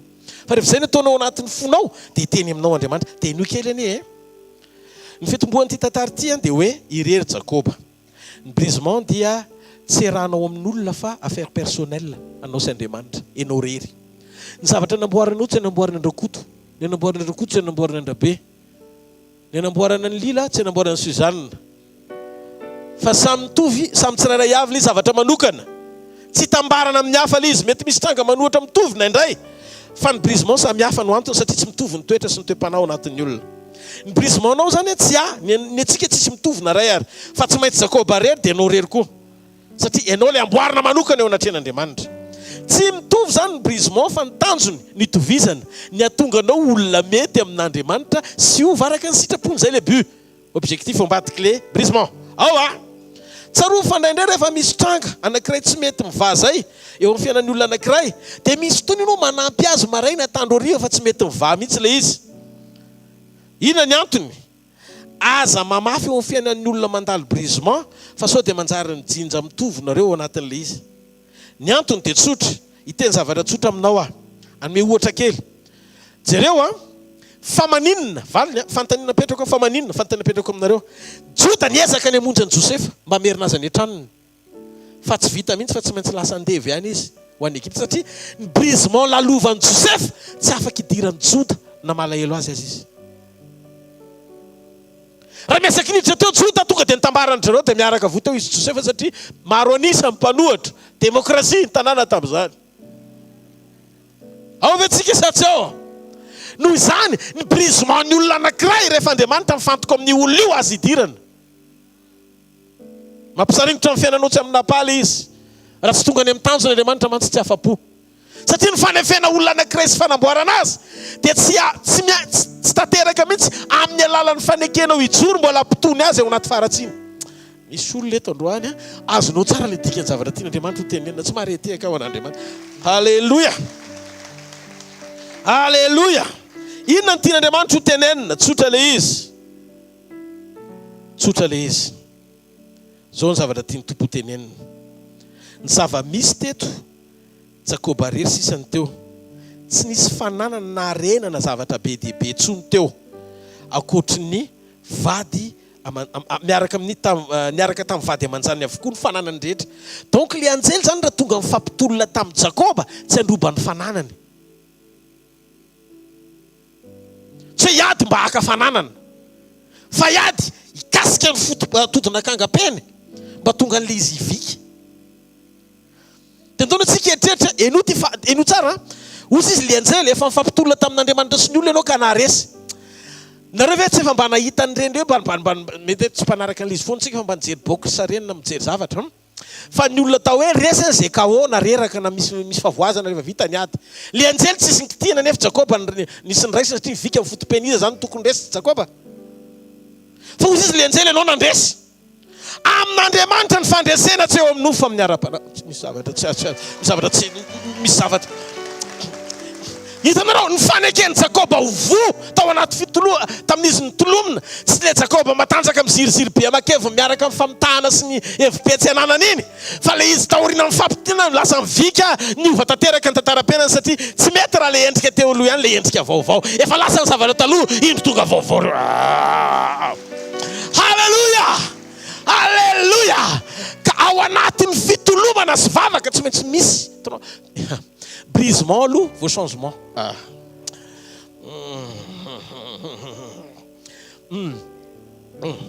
Vika aloha le fotope vao niova amin'izay Jakoba. Lasa tsy Jakoba tsony fa Israel. Voaka avy any izy.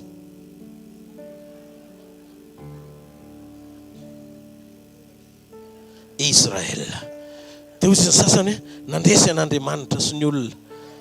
Nefa tokony hoe kopaka tao anaty ady. Ianao mety mieritreritra hoe kopaka Jakoba. Fa amin'Andriamanitra hoeniny Jakoba. Aza miraharaha zay fitsaran'ny olona. Fa Andriamanitra ny namoaka didy fa ianareo anaka avy amin'Andriamanitra. Arefa naharesy ireny satria lehibe zay ao anatinareo no zay misy ato amin'izao tontolo izao. Halleluja! Io ady io tsy ahafatenao zany. Iza milaza aminao fa vitatreo ny aminao. Mahita an'Andriamanitra tao anatin'izay fitolomana zay, andresy ianao ao tokantrano, andresy ianao any amin'ny asa aman-draharaha, andresy ianao amin'ny ady ara-panahitra ianao, andresy amin'ny lafiny rehetra ianao. Victoire assurée. Halleluja!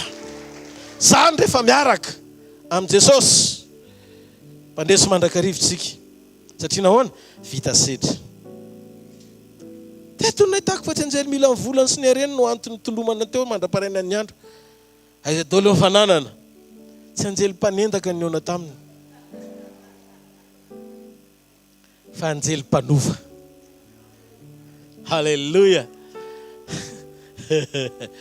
Tsy avelako ianao raha tsy mitaha. Tsy avelako raha tsy mitaha. Dia ozy izy Andriamanitra, ozy izy lenjely taminy. Eny ary anao fa zao manomboka androandro zany tsy Jakoba ntsony anaranao fa Israely. Dia mbola tediavin'ny Jakoba jijiana be le fa iza moa ny anaranao. Iza moa ny anaranao ndray matoa. Dia fa ahoana hoina zay anarako.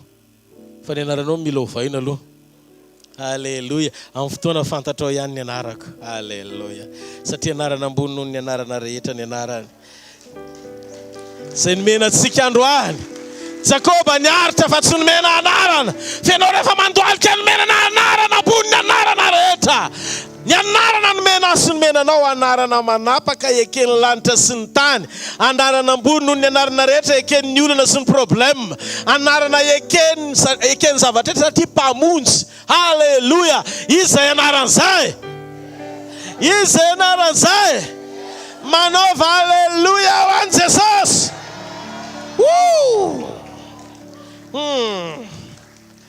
Tena maninona ho a Jesosy Josefa ny nandalo andreny ady reny. Fa maninona tsy maintsy nandalo brisement daholo ny rehetra. Vao tafavoaka tao anatin'le ara-panahy mihitsy. Dia zao valiny reko avy amin'Andriamanitra. Ao anatin'ny sedram-panoherana no ahitan'Andriamanitra marina ny ao am-ponao sy ny fandrosoanao fa misy vokatry ny fanahy. Velona, azo raisina sy ho tazana ao anatinao. Mahita fahatsara-panahy voazatoetra ao amin'ny fiainantsika tsirairay avy. Mahita fa ninina zavatra nilalovanao hatramin'izay dia ao amin'ny tanjom-pandresenao zany. Mahita fianao le karazan'olona tsy moramora tafotoana amin'ny tsisy dikan'ireny. Satria nahoana ny marim-panehoam-pahamatorana tsy voatery mitenina tsy mahafinaritra anao raha ny zavatra reny sofinao fa mitsiky fotsinao satria fantatrao fa lehibe izay ao anatinao. Hitanareo ny ankizy rehefa mandeha satria vao miara mandeha dia mikropaka izy. Dia izay azo ny fikirana aloha dia fikirany. Fa rehefa lehibe izy, kenao izy efa matanjaka be rehefa mandeha le manao ohatran'ilay dinina tena hoe tena zany zay rehefa mandeha. Dia anao misehoseho hitantana azy eo, vahina ny ilainao e. Satria nahoana efa mahavita tena. Halleluja. Fa zao tsy maintsy misy aloha lalam-panefena, fananganana, fampijoroana, mandeha matetika, mijoro rery matetika, zay vao tonga ny Analakely. Amen. Mahita olona androany a, hiavaka ianao amin'ny androm-piainanao ray manontolo. Ho tahin'ny tompo manokana antsika rehetra, samy mitia tanana mafy be ho an'Andriamanitra. Halleluja. Aza mbola misy miala fahorinan'ny fanatitsika dia hivavaka ho anao manokana ako. Ho tahin'ny tompo daholo. Alleluja. Tia fa mafy ho an'i Jesosy fa niteny tamintsika indray izy. Alleluja. Hiditra ao anatin'ny filazana isika. Araka ny hitantsika tsy amin'ny écran mbola tsy ola izy. Tahaka izao manaraka izao ny fotoanantsika amin'ny rapitso. Rapitsotsika dia eto amin'ny trampokin'olona Analakely ihany manomboka amin'ny 7 maraina. Amin'ny 7 maraina eto amin'ny trampokin'olona Analakely ihany fotoana fiombonana amin'Andriamanitra amin'ny alalan'ny fandraisana, fanasan'ny tompo. Amin'ny 7 ora maraina. Dia rapitso arivotsika manana fotoana fa tsy eto Madagasikara fa any France. Alleluja. Manomboka amin'ny 3 sasany amin'ny 4 eo izay raha tsy diso ahako afaka ranao mivantana ao amin'ny hvkl-mission events page FB. Amen. Dia latsinainy talata alarobia misy sekoly manomboka amin'ny 7 maraina hatramin'ny 8 ora sasany ao amin'ny Shoprite Analakely 2e étage. Shoprite Analakely 2e étage latsinainy sekoly fanasitranana. Talata sekoly famana olana ary ny alarobia sekoly fitahim-panahy sy fanambinana ho an'ny tokantrano.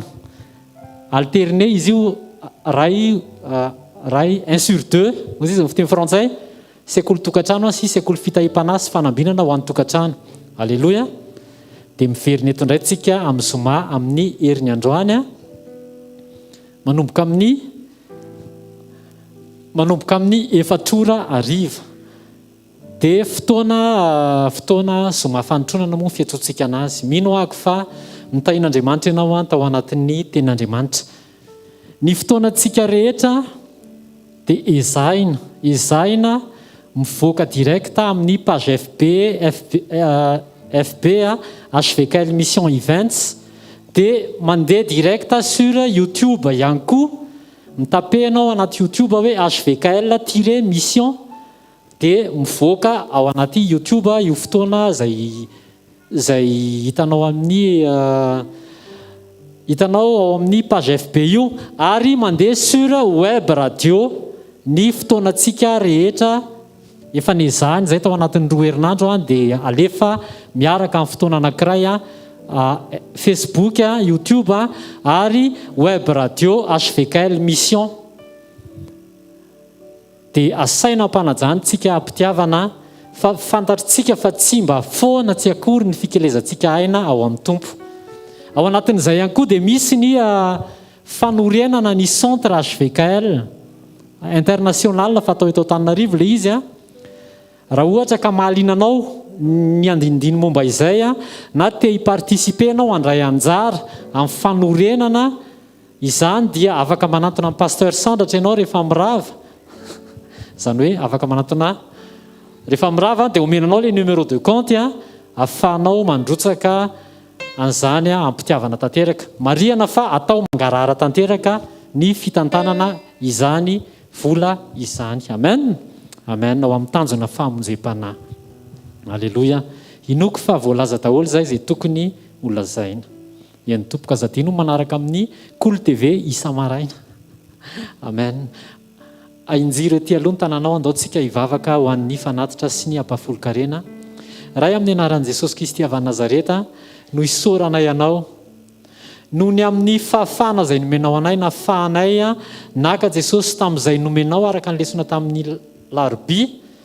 Avy aminao zany dia alainay dia hozarainay ho fanitarana ny fanjakanao Jesosy tahio zany ho tonga fanan'olona marobe ho ao amin'ny fanjakanao mba ho voatahiry amin'ny fotoana izay hevinao eny amin'ny raho an-lanitra.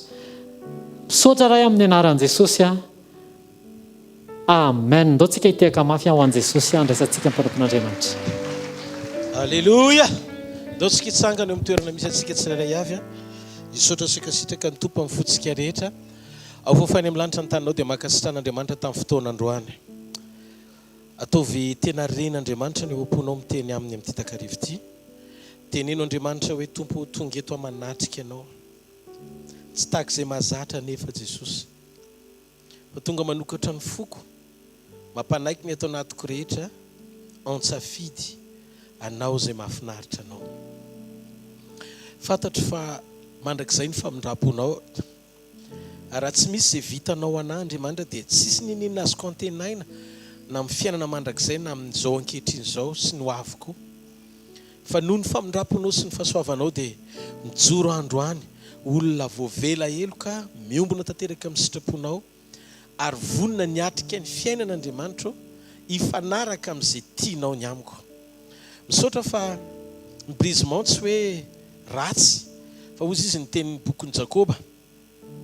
Jakoba 4:5 hoe fa Andriamanitra dia manohitra ny mpiavonavina fa manome fahasoavana ho amin'ny manetry tena. Ny toe-panetretena dia mahatonga anao ampitombo fahasoavana ho an'ny olona. Fa ny fiavana vonona kosa dia tonga anao anohatra ny olona. Zay endriky ny fanoheran'izay no midika fa mamboatra anay ianao, tsy hoe manary anay ianao satria ny fitiavanao anay dia fitiavana mandrakizay. Zany namparetanao famindrapo anay Andriamanitra. Reko mitsy fa fony mbola mpanotsy dia efa mato anay ianao. Ary ninona zavatra tsy mbola mety sy tanteraka eo amin'ny fiainanay tsy hoe mandingana anay ianao na manohatra anay mba hamono anay sanatria fa Andriamanitra fiainana ianao, miandry ny fiverenanay ianao, manangana anay ianao, mamboatra anay ianao. Fa arakaraka ny amafy ny fonay ny mahatonga an'le brisement sy le fanefena ela be. Fandroany Jesosy io nitsahatra niady rehefa manangatsaina ny fahavalo. Resy zay Jesosy tena resy ny teninao zay. Manaiky zay ho resy ny teny fahamarinanao. Reo anatra tsara rehetra nomenao anay dia ho raisinay zany ary ataonay fiainanay andavanandro. Reo tenim-pahamarinana. Ny fahatahorana anao dia apetraka ho fiainana sy filamatra isanandro. Hoe Jesosy melohany zavatra rehetra. Aoka ny toe-panetretena, fitiavana, fahononam-po, reo vokatry ny fanahy mba tena ho tazapotsiny sy ho jerena ao amin'ny fiainanay ka na ny jentilisa tsy mino azy dia alala fa misy Andriamanitra rehefa tonga fiainanay ny teninao. Tsofokoranao amin'ny anaran'i Jesosy ianao androany. Ho tonga fiainana ao anatinao zany fiainana kasitran'Andriamanitra zany. Mahita ny fahamasinan'Andriamanitra amenao ohatra ny etapin-dokatra ny ampaladianao. Ho vaky potsiny amin'izay ataonao rehetra ny hoe misy Andriamanitra tokoa ianao. Tsy raraka mandrakizay zany ianao. Naiza alianao dia hijoro ho vavolombelony teny famarinany amin'ny fiainanao foana Andriamanitra fa azy ianao ary tsisy arobaka azy amin'ny tanany mandrakizay. Niza tonga eto manana etaeta-pitombona ny amin'Andriamanitra anokatra ny vavahady tsaina sy fahalalanao Andriamanitra hibitsika sy hanome révélation anao izy anambarany marina rehetra momba azy ary rehefa fantatrao ny marina dia ny marina ny afaka anao tsy handevo. Ninona fanangetsara avy amin'ny fahavalo rehetra fa na ny tahotra fa na ny fanahina fa na ny fandraisanao andraikitra izay tokony ho raisin'Andriamanitra andraikitra fa na mahatonga anao hitebiteby lava fa na mahatonga anao tsy hijoro an'Andriamanitra io amin'ny takarivo ty amin'ny alalan'ny herin'Andriamanitra sy ny fiasan'ny afo fanamasina doran'izany aizo teo amin'ny fiainanao amin'ny anaran'i Jesosy. Mahita an'Andriamanitra andro any arivo hiditra tsetra amin'ny alalan'ny fanahiny anampy ny fanahinao anina toe-panahy hiaina araka an'Andriamanitra amin'izay. Tsy misy vesatra ataon'ny Satana ka ho ambininy eo amin'ny fiainanao zany. Tsofoko rano sy didiko ianao andeha lavitra miaraka amin'Andriamanitra. Ahomby amin'ny lafon-drehetra miaraka amin'Andriamanitra. Tsy ho raraka zany miaraka amin'Andriamanitra. Ho lohany hatrany amin'ny zavatra rehetra. Amiratra hatrany amin'ny zavatra rehetra. Naiza alianao manomboko tadiavina amin'izay ianao. Anomboka dondobona ny tranonao. Anomboka ho atsona ny telefoninao. Anomboka andray zavatsoa amin'ny alalanao ny hafa. Mahita olona eto tsy hoe fanampiana foana no raisinao fa ho mpanampy ny hafa amin'izay ianao. Aseraba shokotalaraba hebo rasentabra yakos. Tunoko amin'ny anaran'i Jesosy Kristy velona masina manankera avy any Nazareta, le lohan'ny mpiandry lehibe, le mpanapaka sady mitoetra amin'ny seza fiandrianana ny maharitra mandrakizay. Izy le hiverina hitsara amin'ny velona sy ny maty. Izy le manam-pahefana amin'ny tenany amin'ny herin'ny nofony sy ny rany ka manangana izay tiany ho atsangana, manavitra an'izay tiany ho avotana ary manatanteraka ny sitrapony eo amin'ny fiainan'ny olona izay manaraka azy. Izy le hitokana manam-pahefana amin'ny lanitra sy ny tany. Izy le manam-pahefana amin'ny zavatra rehetra, manam-pahefana amin'ny ain'ny olona. Amin'ny anaran'i Jesosy Kristy avy any Nazareta, tononoko amin'izao fotoana izao, sitrana amin'ny rofinao rehetra. Sitrana ho amin'ny rofinao rehetra. Sitrana amin'ny rofinao rehetra. Sitrana amin'ny rofinao rehetra. Ninona vesatra ao anatinao, maivana amin'ny anaran'i Jesosy. Maivana amin'ny anaran'i Jesosy. Zay fanaintainina rehetrarehetra ny anatin'ny vatanao, mangina amin'izao fotoana itenenako izao. Mangina amin'izao fotoana itenenako izao. Ninona fivitosana, ninona aretina, ninona fampahoriana. Afaka ianao amin'ny anaran'i Jesosy. Afaka ianao amin'ny anaran'i Jesosy. Ireo geja ra-panahy rehetra efa mifitsoran'Andriamanitra ianao. Mahitanao ao olona mivavaka manomboka androany. Mahitanao ao olona matahotra an'Andriamanitra mandeha tsara amin'ny programa manomboka androany. Hitako manomboka androany fa tsy olona roa samihafa ianao, fa olona tokana fantatr'Andriamanitra tsara mihitsy. Halleluja. Naiza alianao na any amin'ny mangingina, na any amin'ny loasa aloko ny fahafatesana, na any amin'ny toeraninona, naiza toerana misy anao zao. Tononoko amin'ny anaran'i Jesosy, le papahery sady mpiandry tsara miaraka amin'ny Davida izay nampandresy azy hiaraka aminao koa. Noho izany tsisy ninona atahorana fa tsisy risika io na ohatry ny risika azy. Halleluja. Satria le mahery indrindra miaraka aminao. Ndanary amin'ny anaran'i Jesosy amin'ny takarivo ty fa ninona fahagagana rehetra ilainao, mpanao fahagagana izy, mpamorona izy, mahefa ny zavatra rehetra izy, tompon'izao rehetra zao izy. Raha izao amin'ny anaran'i Jesosy. Mahita an'Andriamanitra andro any arivo hiasa amin'ny fomba tsy takatry ny saina eo amin'ny fiainan'ny zanak'Andriamanitra rehetra. Avofany amin'ny lanitra ny tanao dia misaora azy amin'ny fonao manontolo. Makasitraka Tompo. Rehefa ianao miteny hoe mitony dia tony ny zavatra rehetra. Rehefa ianao no miasa tsy misy masakana, tsy misy marombaka amin'ny tananao. Tonono eo am-bavanao Tompo. Mila fifohazam-panahy. Tena avoay amin'ny vavanao zany. Mila fifohazam-panahy. Tahaka izay nataonao tamin'ny fiangonana voalohany. Miverena fanamasinao. Fenoy zahay. Ka ny afatra rehetra mba ho afatra marina. Izy fiatraikany eo amin'ny fiainam-panahin'ny olona sy ampijoro ny olona ao amin'ny sitraponao. aza vela atory zay Andriamanitra foazo zay raha rendremana aza vela heviteny zay fa mavita zavatra ndray segondra tsy anay fa anao matsiaro mivavolombelony tontomika teo zay fa raha tsy nisy an'izay dongona kely zay niaro azy efa tany amin'ny mandrakizay izy ohatry zao fa tsy nijoro tetitsony noho izany tsy tompony androany izy fa le omaly ny arahany taminao ny mahatonga azy mbola misaotra androany satria nisy vavaka mbola niazona azy androany Andriamanitra ataovy zay mahay miankina aminao teneny Jesosy manomboka androany tompotsy anao adaladala tsony sokafo ny vavanao tena hiaraka aminao Andriamanitra tena tsy hivazivazy ny fahamarinany teninao tsy hampandefitra andreo fahamarinana fantatro rehetra momba anao vonina ampiasa ny fokosiny atao anatiko rehetra akatosy andeha amin'ny sitraponao. Halleluja, halleluja. Hitanareo ny Jehovah ka iarona ampamirapiratra ny tavany aminareo ny Jehovah ka mindra fo aminareo anandratra ny tavany aminareo ny Jehovah ka menareo fiadanana. Izy lay mahes, izy lay magaga, izy lay manjaka tompony manampahefana, izy no Andriamanitra mifehy izao rehetra izao, tsisy zava-magaga tsy ainy ataony aminao. Natapitra ny lalana, natapitra ny lalana ganavatra, natapitra ny lalana avy any atsimo, manao zay ho afany azany devony Jesosy lay manokatra lalana avy any ambony, natapina zany lalana avy any andrefana, natapina zany lalana avy atsinanana, matoky izay ka sisy atahorana yakory, Jesosy lay manokatra lalana avy any ambony.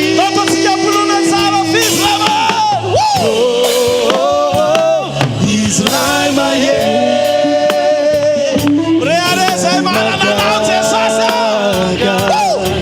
izy lay mpanjaka tompony manampahefana, izy n'Andriamanitra mifehy izao rehetra izao, tsisy zava-magaga tsy ainy ataony aminao.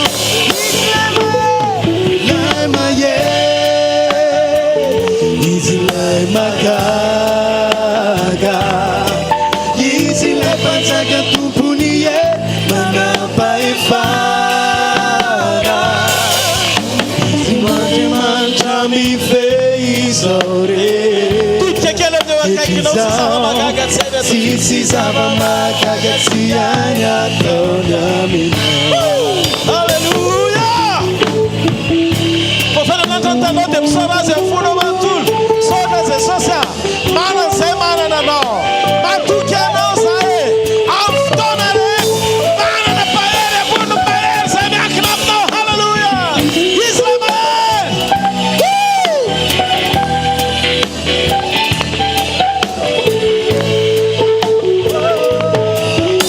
Halleluja. Izy lay mahay, Jesosy lay magaga, izy lay mpanjaka tompony manampahefana, izy n'Andriamanitra mifehy izao rehetra izao, tsisy zava-magaga tsy ainy ataony aminao. Izy lay mahay, lay mahay, manjaka Jesosy izy lay mpanjaka tompony manampahefana, izy n'Andriamanitra mifehy izao rehetra izao, tsisy zava-magaga tsy ainy ataony aminao. Mifehy izao rehetra 5 ok. Sisi zava-mahagaga tsy any asao nyaminy